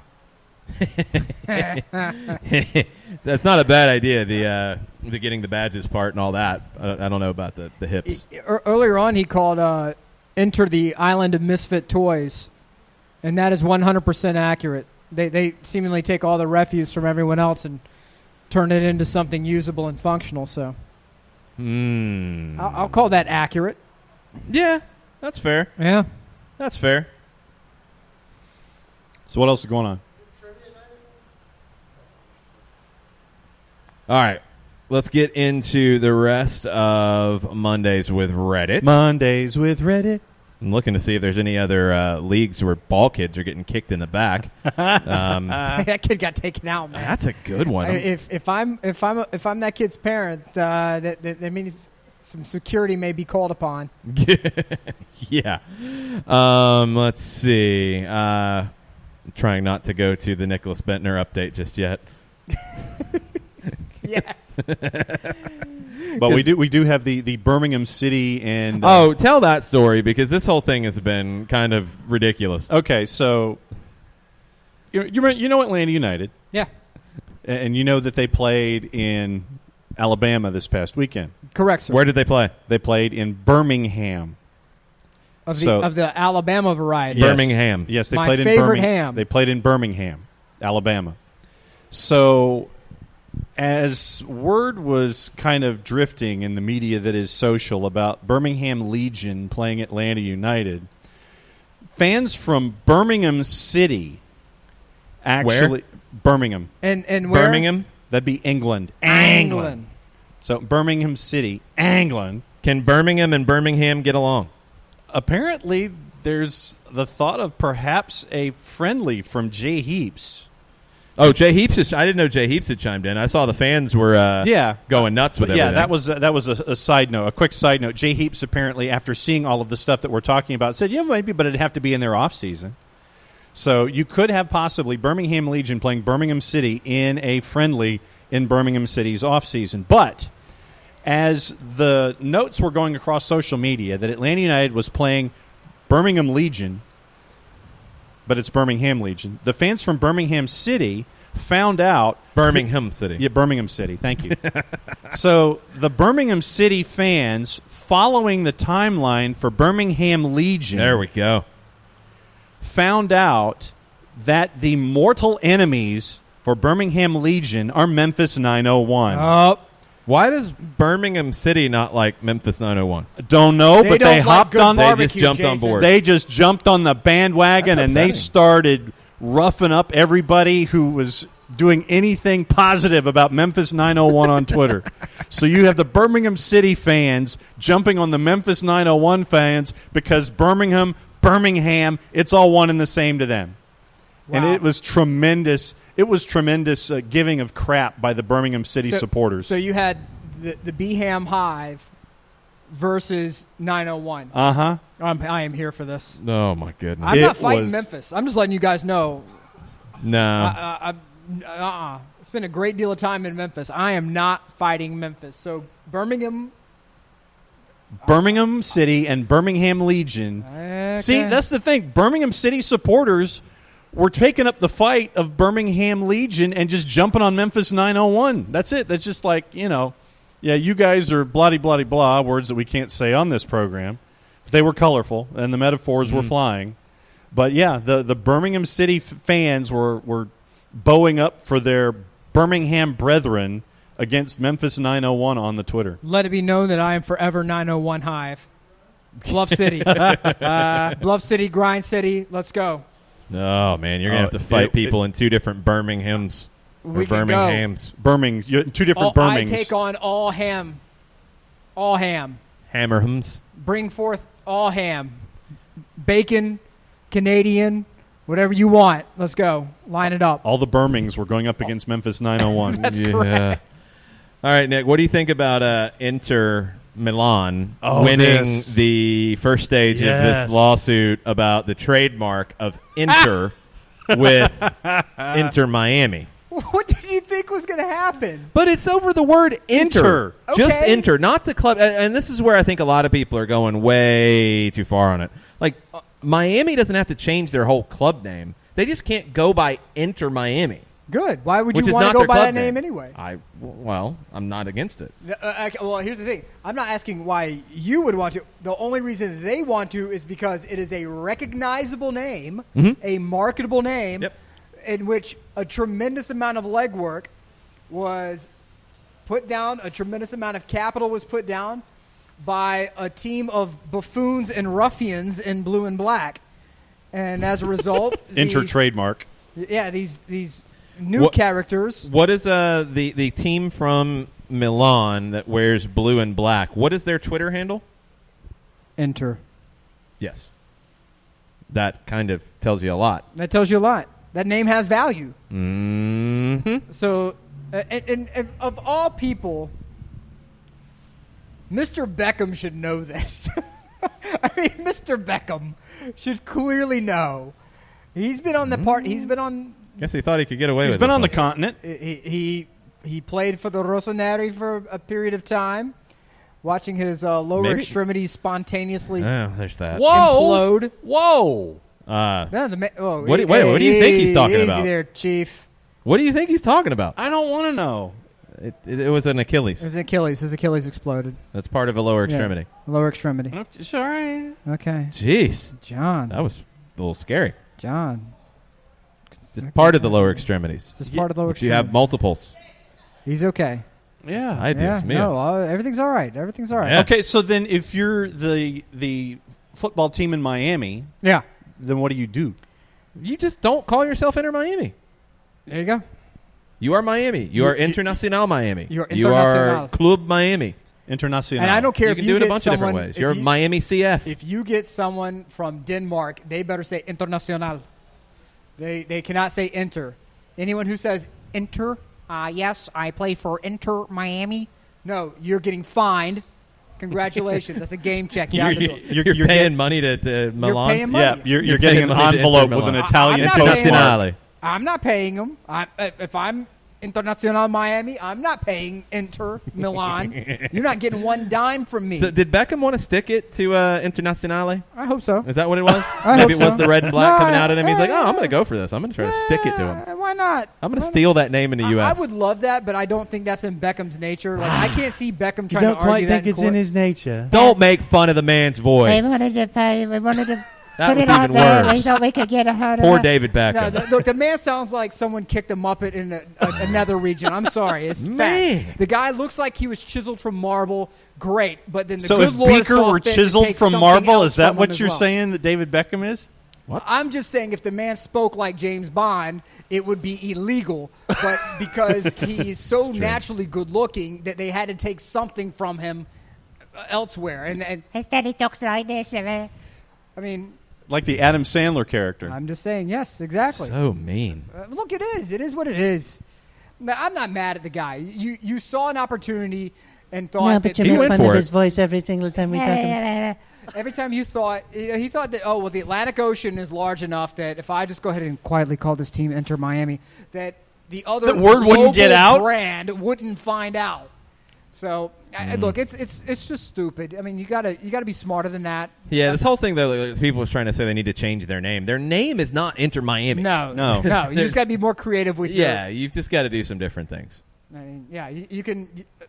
Well, I don't know what the Spanish word for pink is, but I mean They're the herons. The Yeah. frickin' bird. They're the herons. But on the thing, you just put You're not Inter Miami or Miami. it says MIA. MIA. That's it. Rosado is pink. Okay. Call yourself like the Warrior Rosado or whatever. I don't know. Pink herons. Yeah, the herons. Look, I have no problem with herons, but there are some people out there who are like, we don't want animals tied to our football club. Too late. That's stupid. There's a bunch of them. Well, this is Las not- Águilas. This is not an American. This is an American ideal, not a world football ideal. Club America would like Well, to then slap tell some people who Sebastian say the that. Ibis, who lives across I'm with town. you. No, you don't have to convince me. But Wait, that has nothing to do with soccer. But What- there- It's an there- animal No, but there are attached people. to it. But the Yeah, thing but is we're that talking there- about the there are soccer names. and I'm opening the can here. Go ahead, do it. Yeah, You already did. We have people here who were born in America, raised in America, and they, for some reason, want everything to be done exactly 112% as it is in Europe. But they got nicknames too. Well, yes, but they conveniently forget that. Oh, okay. They conveniently forget that, The it's- Foxes. Yes, the Yeah. Foxes. I was like, why can't it just be like Miami City? Oh, you mean like Leicester City, and they're called the Foxes? Oh, those guys too. No, Yeah. we don't like city names anymore because there's a couple. Well, can and we don't like Uniteds because there's some of those. So Yeah. we're anti that. So The Magpies. people have switched. No. People have switched on the team names. Like for the longest, it was we don't want Americanized names. It needs to be Toronto FC. It needs to be FC Yes. Dallas. Now it's like we don't want that because there's so many of them. So Yeah. what do you want then? Yeah. That's the whole thing. It's like, oh, why can't it be AC Miami? Well, I would love AC Miami personally. I think it would be amazing. They get sued by the other team in Milan. Because you could be Asociazione Calcio Miami. You just can't be Asociazione. No, it wouldn't work in Spanish, and you got to be Spanish. Wouldn't it be CF? It wouldn't be Calcio. It'd be football. Exactly. So it wouldn't work. So you could He'd be Miami AF, Yeah. which would be awesome. That would be amazing. There it That is. would be There you go, Asociazione. David Beckham. You are set up. All checks to Jason Long. Oh my god! Yes. Because if you could be Miami AF, Miami AF. Miami AF. The branding does itself. Miami Done. Associazione Football. That Done. would be that. see, that's the next thing That's in the next the thing. SDH line. Miami AF. No, I'm going to let Bex have that. I just expect a check. But here's the thing, though, is that I think that we have just discovered a new potential strategic shift in the network where we also help. Branding? We help with branding, Marketing, and merchandising. marketing, merchandising, and branding. We can do that. Miami AF. Miami AF. That would be the greatest thing That ever. would be spectacular. And they come Because out- you could pull it off, too. Like, you could pull it off. It could be Miami Asociación. I think that is correct. De Football. Kill me on Twitter if I'm not. Football. It'd just be Asociación Football. Look, Football. You go to some of the finer establishments in Miami, and you bring some of them, and you have them lined up right there where the players come walking out. You have fireworks going off. You have the NWO theme going as the players come out. I mean, go full heel. We are beautiful. We are filthy. We are disgusting Miami rich. AF. We Yes. are Miami AF, baby. Okay, so That's so good. That's amazing. Michelle Not a Lab, who really decided not to brave the conditions this I don't blame evening her. and come here to the Brewhouse with their 9,452 televisions. Correct. She was asking flamingos. It's a heron. It's not a flamingo. Yeah. It is specifically a heron. It is not a flamingo. So Forward Madison can't join in on the Sioux Miami train. It is a heron, and it said that in the logo. Flamingo. They've explained this. So it's not a flamingo or a plastic flamingo or whatever Forward Madison is. The Forward Madison, they are flamingos. And they're plastic ones. They're not real. Why? They're fake. I don't understand why you hate Ford Madison so much. No. Madison, Wisconsin, a known entity in American soccer thanks to the plastic flamingos. They did. Because that's true. a thing from the University of Wisconsin. There you go. But they're ripping off something else. And what kind of name is Forward? And can I be Mr. Soccer hipster guy to say all this? No, you can't be soccer hipster All right, guy. okay, But fair can enough. you be Madison AF? No, Madison can't be AF. It's a different kind of AF. Madison AF Madison is as forward. No. Follow me here. Madison AF is a whole different kind of AF than Miami AF. Like, I want to be Miami AF. Yeah. I don't want to be Madison AF. No, I want No. Miami Vice. the Miami Vice Crockett the pastels suit. and oh my God, the pink. With Oh, they got the colors. I mean, just roll into the pink. I mean, they should have went pink should have day gone one. so hard into that the pink. picture with Beckham where he's at the stadium. Yeah, the jacket. Yeah. The pink jacket is sweet, and it's a good shade of pink. Like, it works. I think, and I don't know why they're going with the white ones as the primary. The black one should be the primary. Yes. Well, even though it's Miami. No. Yes. Absolutely not. Yes. Negative. Yes. Why? Because you're going to be playing in Miami in July in black kits. Well, that's why the real primary should have been The pink. and black should have been the secondary. I'm but the white should not be the primary because the white one's meh. Well, that's, again, let MLS get a little more freedom in the kit. But I design. think, and I don't even think it's that, because, and they kind of alluded to it in the article in The Athletic. I think the setup is for one of the kits to change this year. Remember how Atlanta had 2 kits, the one changed the second year? Yep. I think they'll do a pink kit next year. I don't think they wanted to cut into the sales of one or the other this time around. They want to make that money twice. It's strategy, I think. Could you be Austin AF? It's a different kind of AF, but yeah, you could be Austin AF. That's a whole different kind of AF vibe. Yeah. Miami AF would be the AF I would want to be. All I'm saying is call up Palermo. Actually, just go on worldsoccershop.com. Get a hold of a couple of Palermo kits that are almost certainly on sale. Or you can also go to calcioitalia.com, one of the most fantastic soccer purchasing sites globally. And you can get a Palermo kit there and just get that pink. Get the pink and the black kit. Majority pink. It is so clean. It is amazing. So much drip. We do have some news out of MLS that could impact soccer over there. Okay. What do we have? Did they change their name to Miami AF already? No, darn it. The Montreal Impact and Ignacio Piatti agreed to the termination of his contract. Yeah, that's where you were headed. They were not going to be able to make a deal, and they tried to make a deal, and one of the players involved in this deal was like, nah, I ain't going. Piatti's not coming back at that stage. You're stuck. And ultimately, this is what the Impact had to do. They don't get anything out of it. They were going to get 2 young guys from San Lorenzo. You don't know if they would have turned into anything anyway. You got to let him go at this point. Yep. You couldn't fight it. It would have looked worse for you to fight it and make him come back to Montreal. He didn't want to be there. Just had a kid. He wanted to be in Argentina. He gets a chance to go back to his boyhood club. You got to do it. You got to do it and let him go. You tried to get something out of it. You couldn't make it happen. Hopefully there's some kind of behind-the-scenes handshake agreement or something where you'll get a right of refusal or you'll get a young guy to come up or whatever from San Lorenzo, something, but you couldn't fight it.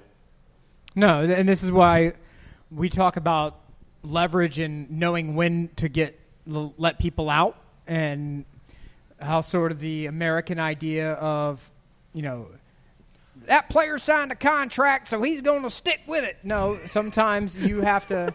I like that guy's always from, I'm trying to think of where they're from. Maybe Arkansas?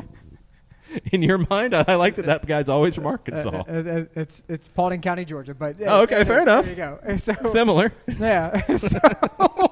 And as Katie Weaver has just joined in.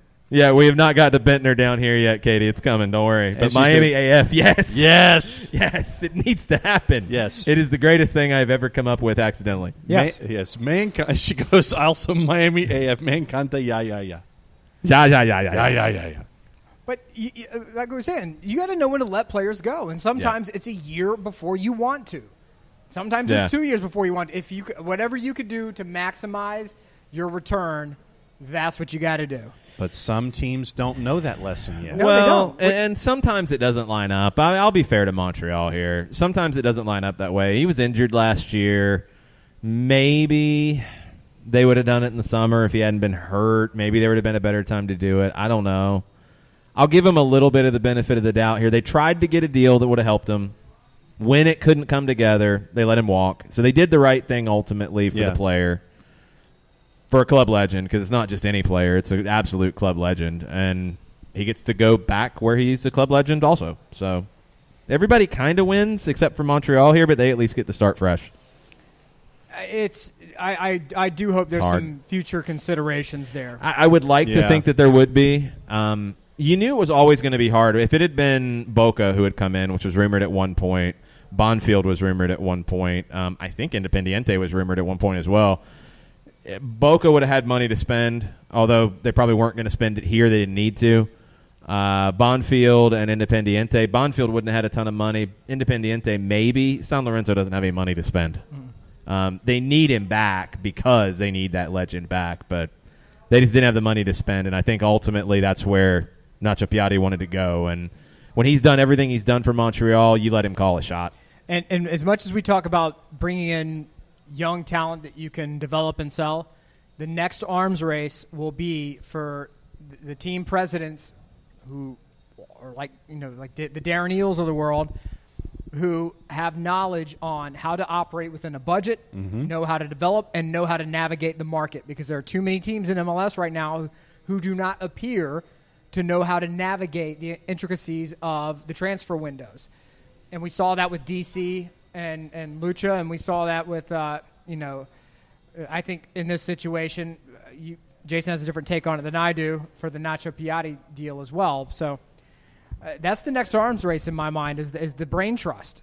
The guys who don't count against the cap. You could pay stupid amounts of money to come here and build a team. It's tough with Nacho because I don't know if there was a time that would have lined up to sell and actually get anything out of it, because you got him a little bit older.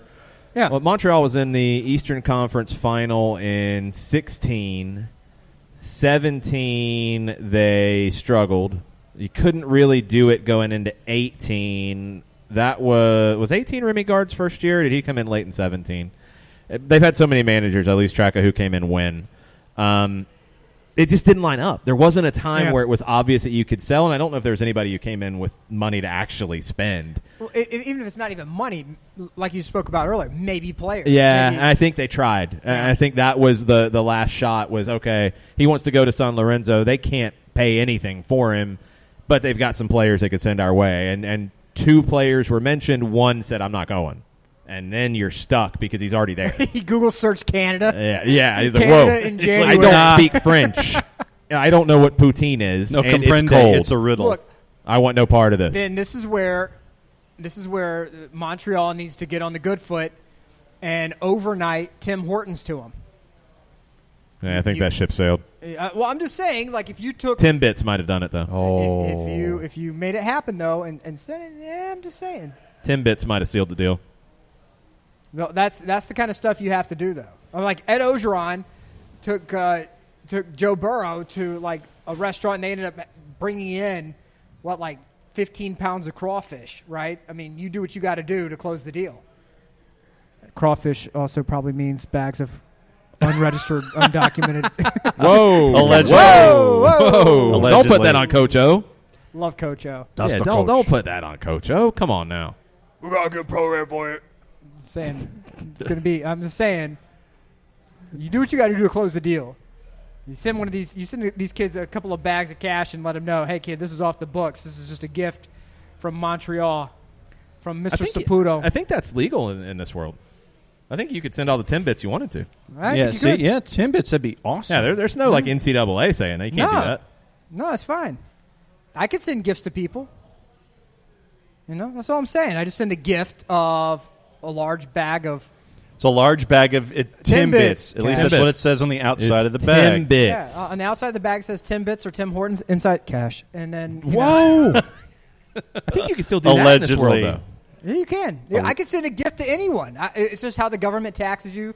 There's that part of it. Should you report it? Should you report it? Sure. There's that part of it. That's a whole different conversation. You may not necessarily have to report. All right, I'm working with a different laptop because we've got John's laptop set up now for high school game of the week tomorrow. Remy Gard started Montreal Impact 8 November 2017. So after the 2017 season. Yeah, and you don't want to move Piatti on when Remy's going into his first year. So yeah, it just didn't line up. It's kind of sucked for Montreal, but they do the right thing. Thierry Henry doesn't have this distraction hanging over his head anymore. Nacho gets to finish his career at San Lorenzo. It all works out. It all works out as best as it could. Okay, we're trying to get to the Nicholas Bentner update. Bentner down here. Yes, because always Bentner down here. Okay, I did not recognize that this was in Danish at all, so give me a second. Google Translate. Your computer knows nothing about Danish, I've learned. I would imagine and I don't want it to go Danish to Spanish because then I'm all confused. It did. It did. Deal with a third language all of a sudden. Let's get Danish to English. Your computer's going full Bentner. Yeah, it has. So go full Bentner. I think a club is actually trying to sign Nicholas Bentner. Oh! Hello. Who is this club? Nobody. It's Steve's Pub in Denmark. It might be Steve's Pub FC. Okay, John, how do you pronounce the O with a slash through it? Mm-hmm. So this would be Ishuj? I-S-H-O with a slash J? Someone who speaks Danish, Ishuj. please help us. I-F? Not A-F, I-F? They have approached... They might be if after Bentner's there. Yeah, they would definitely be AF. It'd be Bentner AF. That should be the name of his show. Ishuj. Ishuj IF has approached Nicholas Bentner and set up a meeting with his agent. And that is coming from the Ishuj sports manager, Murat Kurtuk. Danish. That's awesome. It's possible that Nicholas Bentner is currently busy with reality TV and a clothing series, but as a footballer, he is unemployed. It's true. Clothing series. He's going to have a clothing series too? I need some Bentner clothes. I'm down. Fashion mogul. Yeah, I'm down. Renowned author. So Murat Kutuk, who is the sports manager of Ishuj, Kutuk said that after he stopped at FC Copenhagen, I could understand that he wasn't playing anywhere. And then I contacted Nicholas, and it didn't sound like he had any plans. Subsequently, I made an appointment with him to talk to his agent. Basically. Ishuj IF plays in the Denmark series. Are they in the top flight, I guess? Yeah, the Denmark series table. They are... Where are they? 4th currently. Okay, wow. All right. This was a week ago that they were trying to get Nicholas Bentner. I've not seen anything else. The Danish newspapers are talking about Inter and the battle. Beckham was slammed by Inter in the case of the Inter Miami name, according to the Danish paper. So that happened. But no, it doesn't look like he signed with Ishuj. Okay, so here's the deal with the table currently, and it's a street fight. It's a street fight, eh? AB Turnby is on top at 32 points. Karlslunde, who won this past weekend, is at 31. B1908, bingo, is 3rd, and then Ishuj is 4th. And it is literally those 4 teams, and then there's a 10-point gap to the beginning of the second half of the table. So, actually, it looks like it's the 2nd division? Yeah, they're 2nd division. 2nd division, because Turnby would be promoted if they win. There we go. That's what I thought. I didn't think Ishuj. Yeah, no, Milan is at the top of the Danish table, the League One, Superliga, as they say. Copenhagen at 2, AGF at 3, Brøndby at 4. Brøndby. Randers at 5, Aalborg at 6. That's as close as you're getting for me doing a Danish accent. It's not bad. Far out. The Norwegians are still fired up about Bentner because he had a bad time at Rosenborg, and they're basically like, thank God he's gone. So there's that. They're still writing about it. Man, it's kind of slow in the Nicholas Bentner world. But the fact that a 2nd division Danish club... He's not doing anything else. Except reality TV and possibly a fashion line. Yeah, I think he's got a fashion line. See, this is where we need to have pre-selected chapters from the book of Bentner. See, this is where Michael Parkhurst needs to come and help us out. We know some people here at the table don't know Michael Parkhurst, and some might. It's true. So we need some who might to possibly make calls. All right, wait a minute. I might have some. Keep going. So we can have, Michael Parkhurst show up like the good captain he is. I think I know and what maybe says. sit here and have some conversations with us about the good Danish people and talk about the book of Bentner. Maybe Parky could do a reading from the Book of Bentner. That would be awesome. That'd be pretty cool. That would be must-listen podcast. I think we just need to reach out to Parky on the Twitters and sit there and say, hey, dude, if we buy the Nicholas Bentner book, can you read a section?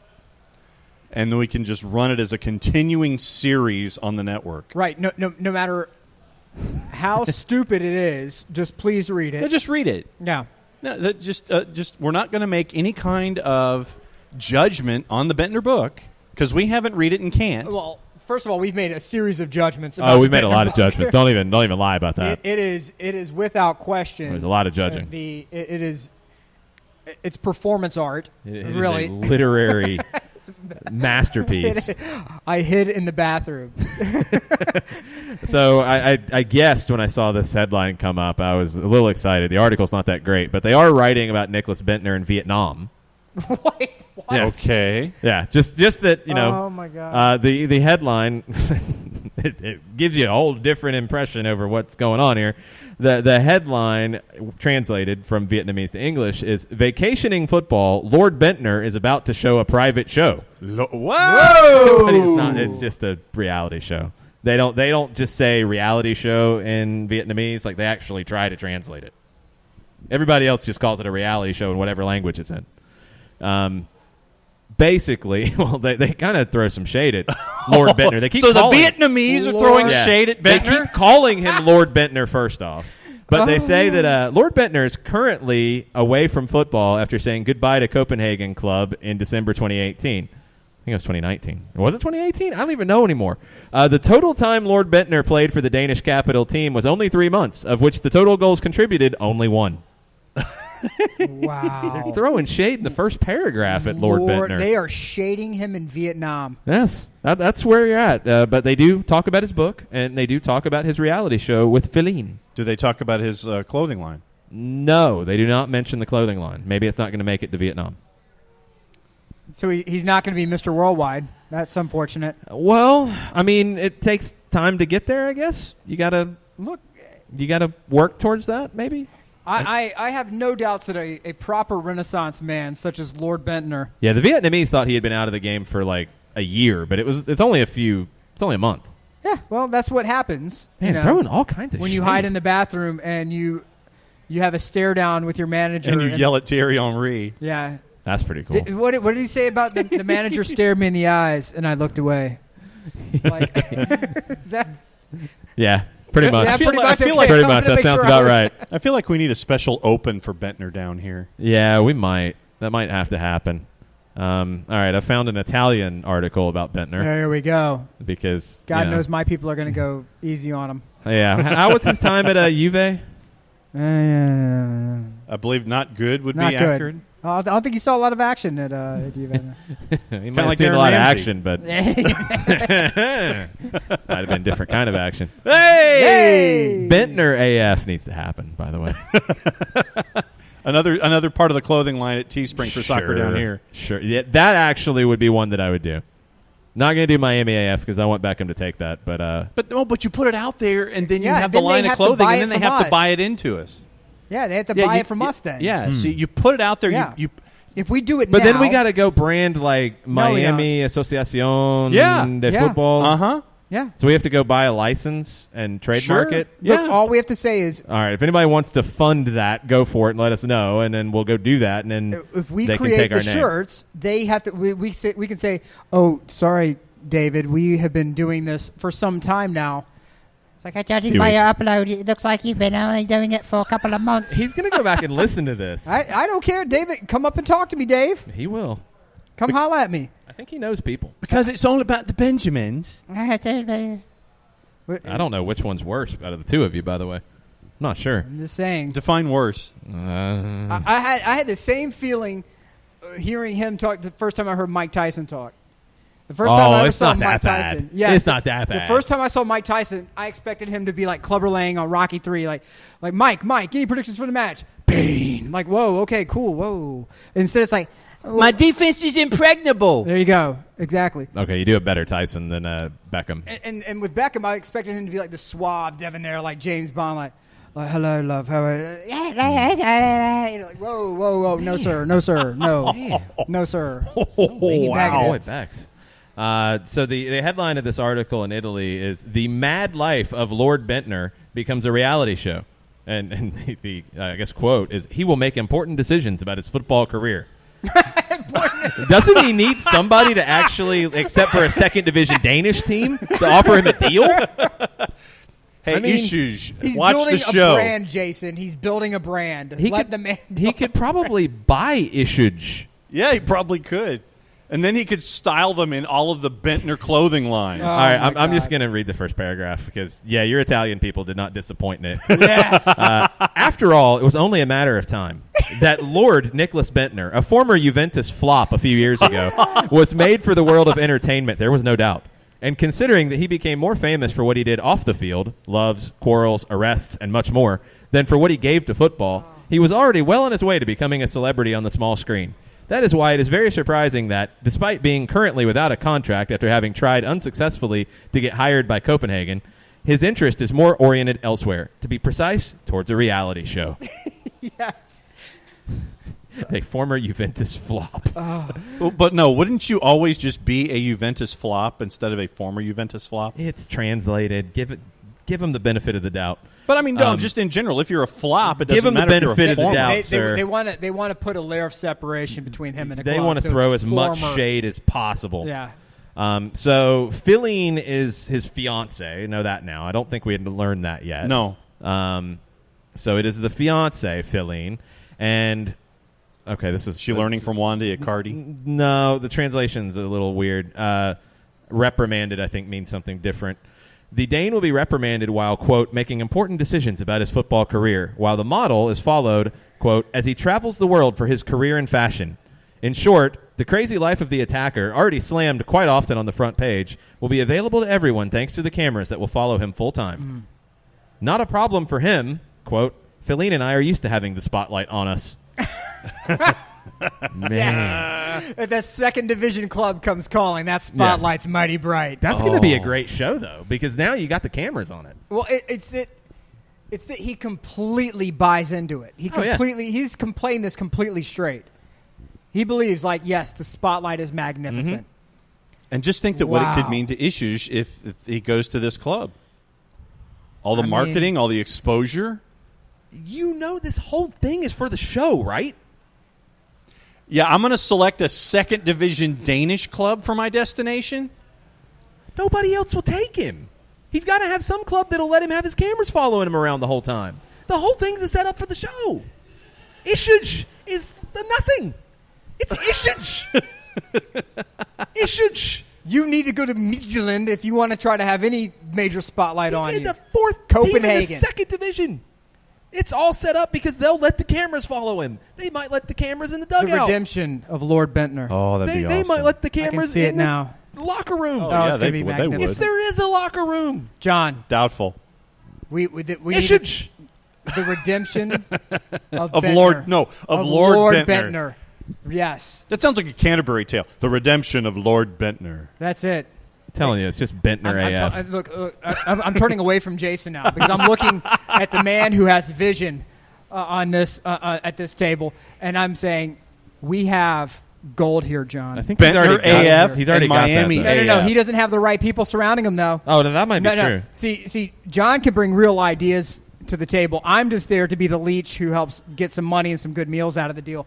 John, And all we the have Issues gold. gear that we can handle. All of the issues. Issues AF. Issues AF. I Roll want in. an Issuge jersey with Lord Bentner on the back. That's got to be all Lord Bentner. It's got not to just- say Lord Bentner, yes. It has to say Lord Bentner. So I guess this As a almost 10. happened, which maybe we could have had Lord Bentner in Alabama. What? Because What? Birmingham City nearly thought about swooping in for man. Nicholas Bentner when he was released from Copenhagen. Can we convince Chattanooga to make a bid for him? That would be awesome. Sean, call Sean McDaniel. It's like, Sean, Red Sean. Wolves. Sean McDaniel, can you pick up the phone, please? Yeah, go for it. Come on. Let's make it happen. Well, hey, we've got a season preview coming up with Red Wolves at some point. I'm We'll just probably be saying. talking to Sean. Hey, Sean, can you... Wow. Ben Mountford said, why not? Actually, viable deal can be done. He could be an inexpensive solution to a problem we have. Sean Fury just says no. Sean's a smart man. Kieran's even smarter. Absolutely, categorically, 100% no. That's right. That is the correct answer. They are wisely ensuring that his wealth of knowledge and talent stays where it needs to be. Ishish! And putting the pen to paper in order to ensure that we get more of the literary masterpieces that this gentleman just seems to spout. The fountain all Lord of Bentner all wisdom the time. of Lord See, Bentner. from the SDH Twitter account, we need to reach out to Michael Parkhurst. Yes. And ask him to read sections of the Bentner book. Oh, man. Well, I will pay for the fajitas. I will pay for the fajitas out of my own pocket. Lord Bentner. Bentner AF, Miami AF. Look, Buy them on teespring.com/soccer-down-here. Coming soon. I am in financial fair play right now, but I'm just telling you that I am willing to make the spend for that push to promotion. I'm willing to make that happen. I still I want a full video of this team of 11 giant Lord Bentners facing a team of miniature Barcelona players. You guys didn't see it last time, but look at this. I mean, this is in the FIFA video game. Oh, wow. That's spectacular. That's just awesome. It's a team of giant Bentners. It's like a team of adults versus a team of 2-year-olds. Katie It's Weaver, tiny see what messy. you have done to the end of this show. Yes, thank you, Pretty Katie. much. Yeah, it's true. Katie destroyed it. Here they come out for the... Oh, they play basketball. They play futsal.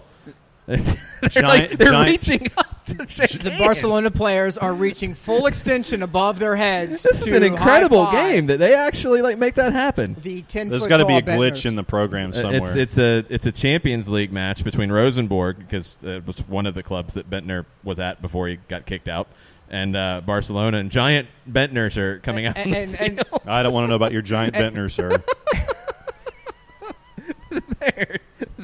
This is great. well, The referees are normal size. the Barcelona players seriously look like the children escorts of the players. Like they come out, they're the mascots. It's like Lilliput FC is playing the giant Bentners. The camera's like at the normal angle where they would be standing, and you only see the tops of their heads as they're doing the Champions This League is anthem. spectacular. Whoever did this video is amazing. It's outstanding. Just go look on, I believe it's on YouTube. If not, you can find the page on givemesport.com of giant Bentners and mini Barcelonas. Yeah, I think we need to reach out to Parky on the SDH Twitter account and see if he'll read the book. Yep. I'm down with this. Let's make this happen. All right, I think we've had enough shenanigans. That's it for Bentner down here, and that's Yeah, it for we the will show. have an update on Ishage next week. I can't wait. And we'll see if Bentner is shaded in Vietnam again, or in Italy, or in Denmark, or in England, because it seems to be every country that shades Lord Bentner. The spotlight's so bright. I just want this show to hit the air, and I want the whole show about Ishage and should he take the deal. I want it on YouTube. Put this on YouTube. At Oh, man. MF Tiny Rakitic just scored. It's amazing. at MF Parkhurst. Have you read? Yeah, I think you need to put at the end of it, this is OSG Nelson. I don't want to be associated with this nonsense, even though you can all hear me right now cackling about it. All right, that's going to do it. That's it. Before anyone gets in trouble, we're going to put this on here. Nicholas There you go. Ishage. All right. Bentner. Until next time, ladies and gentlemen, we are always, every Monday, because that question was put forth to us. Yep. Where are we on Monday nights? We are always on Monday nights. Laughing about here Nicholas Bentner. At the Brewhouse. Right and that here. is from 6 to 8 here at the Brewhouse in Little 5 Points. We're right across from Criminal Records and all the other fun, exciting things that you will find down here at Little 5 Points. There are 9,712 TVs. That's right. The Bellissimo Palazzo. We will try to get Ishage on one of them next Hashtag week. Curious Minds. And I promise you, it's always a good time. The food is incredible. The drink specials are always there. And ladies and gentlemen, it is just a spectacular time. If you wish to join us, send that tweet. And we will be back. We'll be back next week for more soccer over there. Until then, mucha Euro, y'all. All the ishage. Ishage. Send the tweet. Ishage.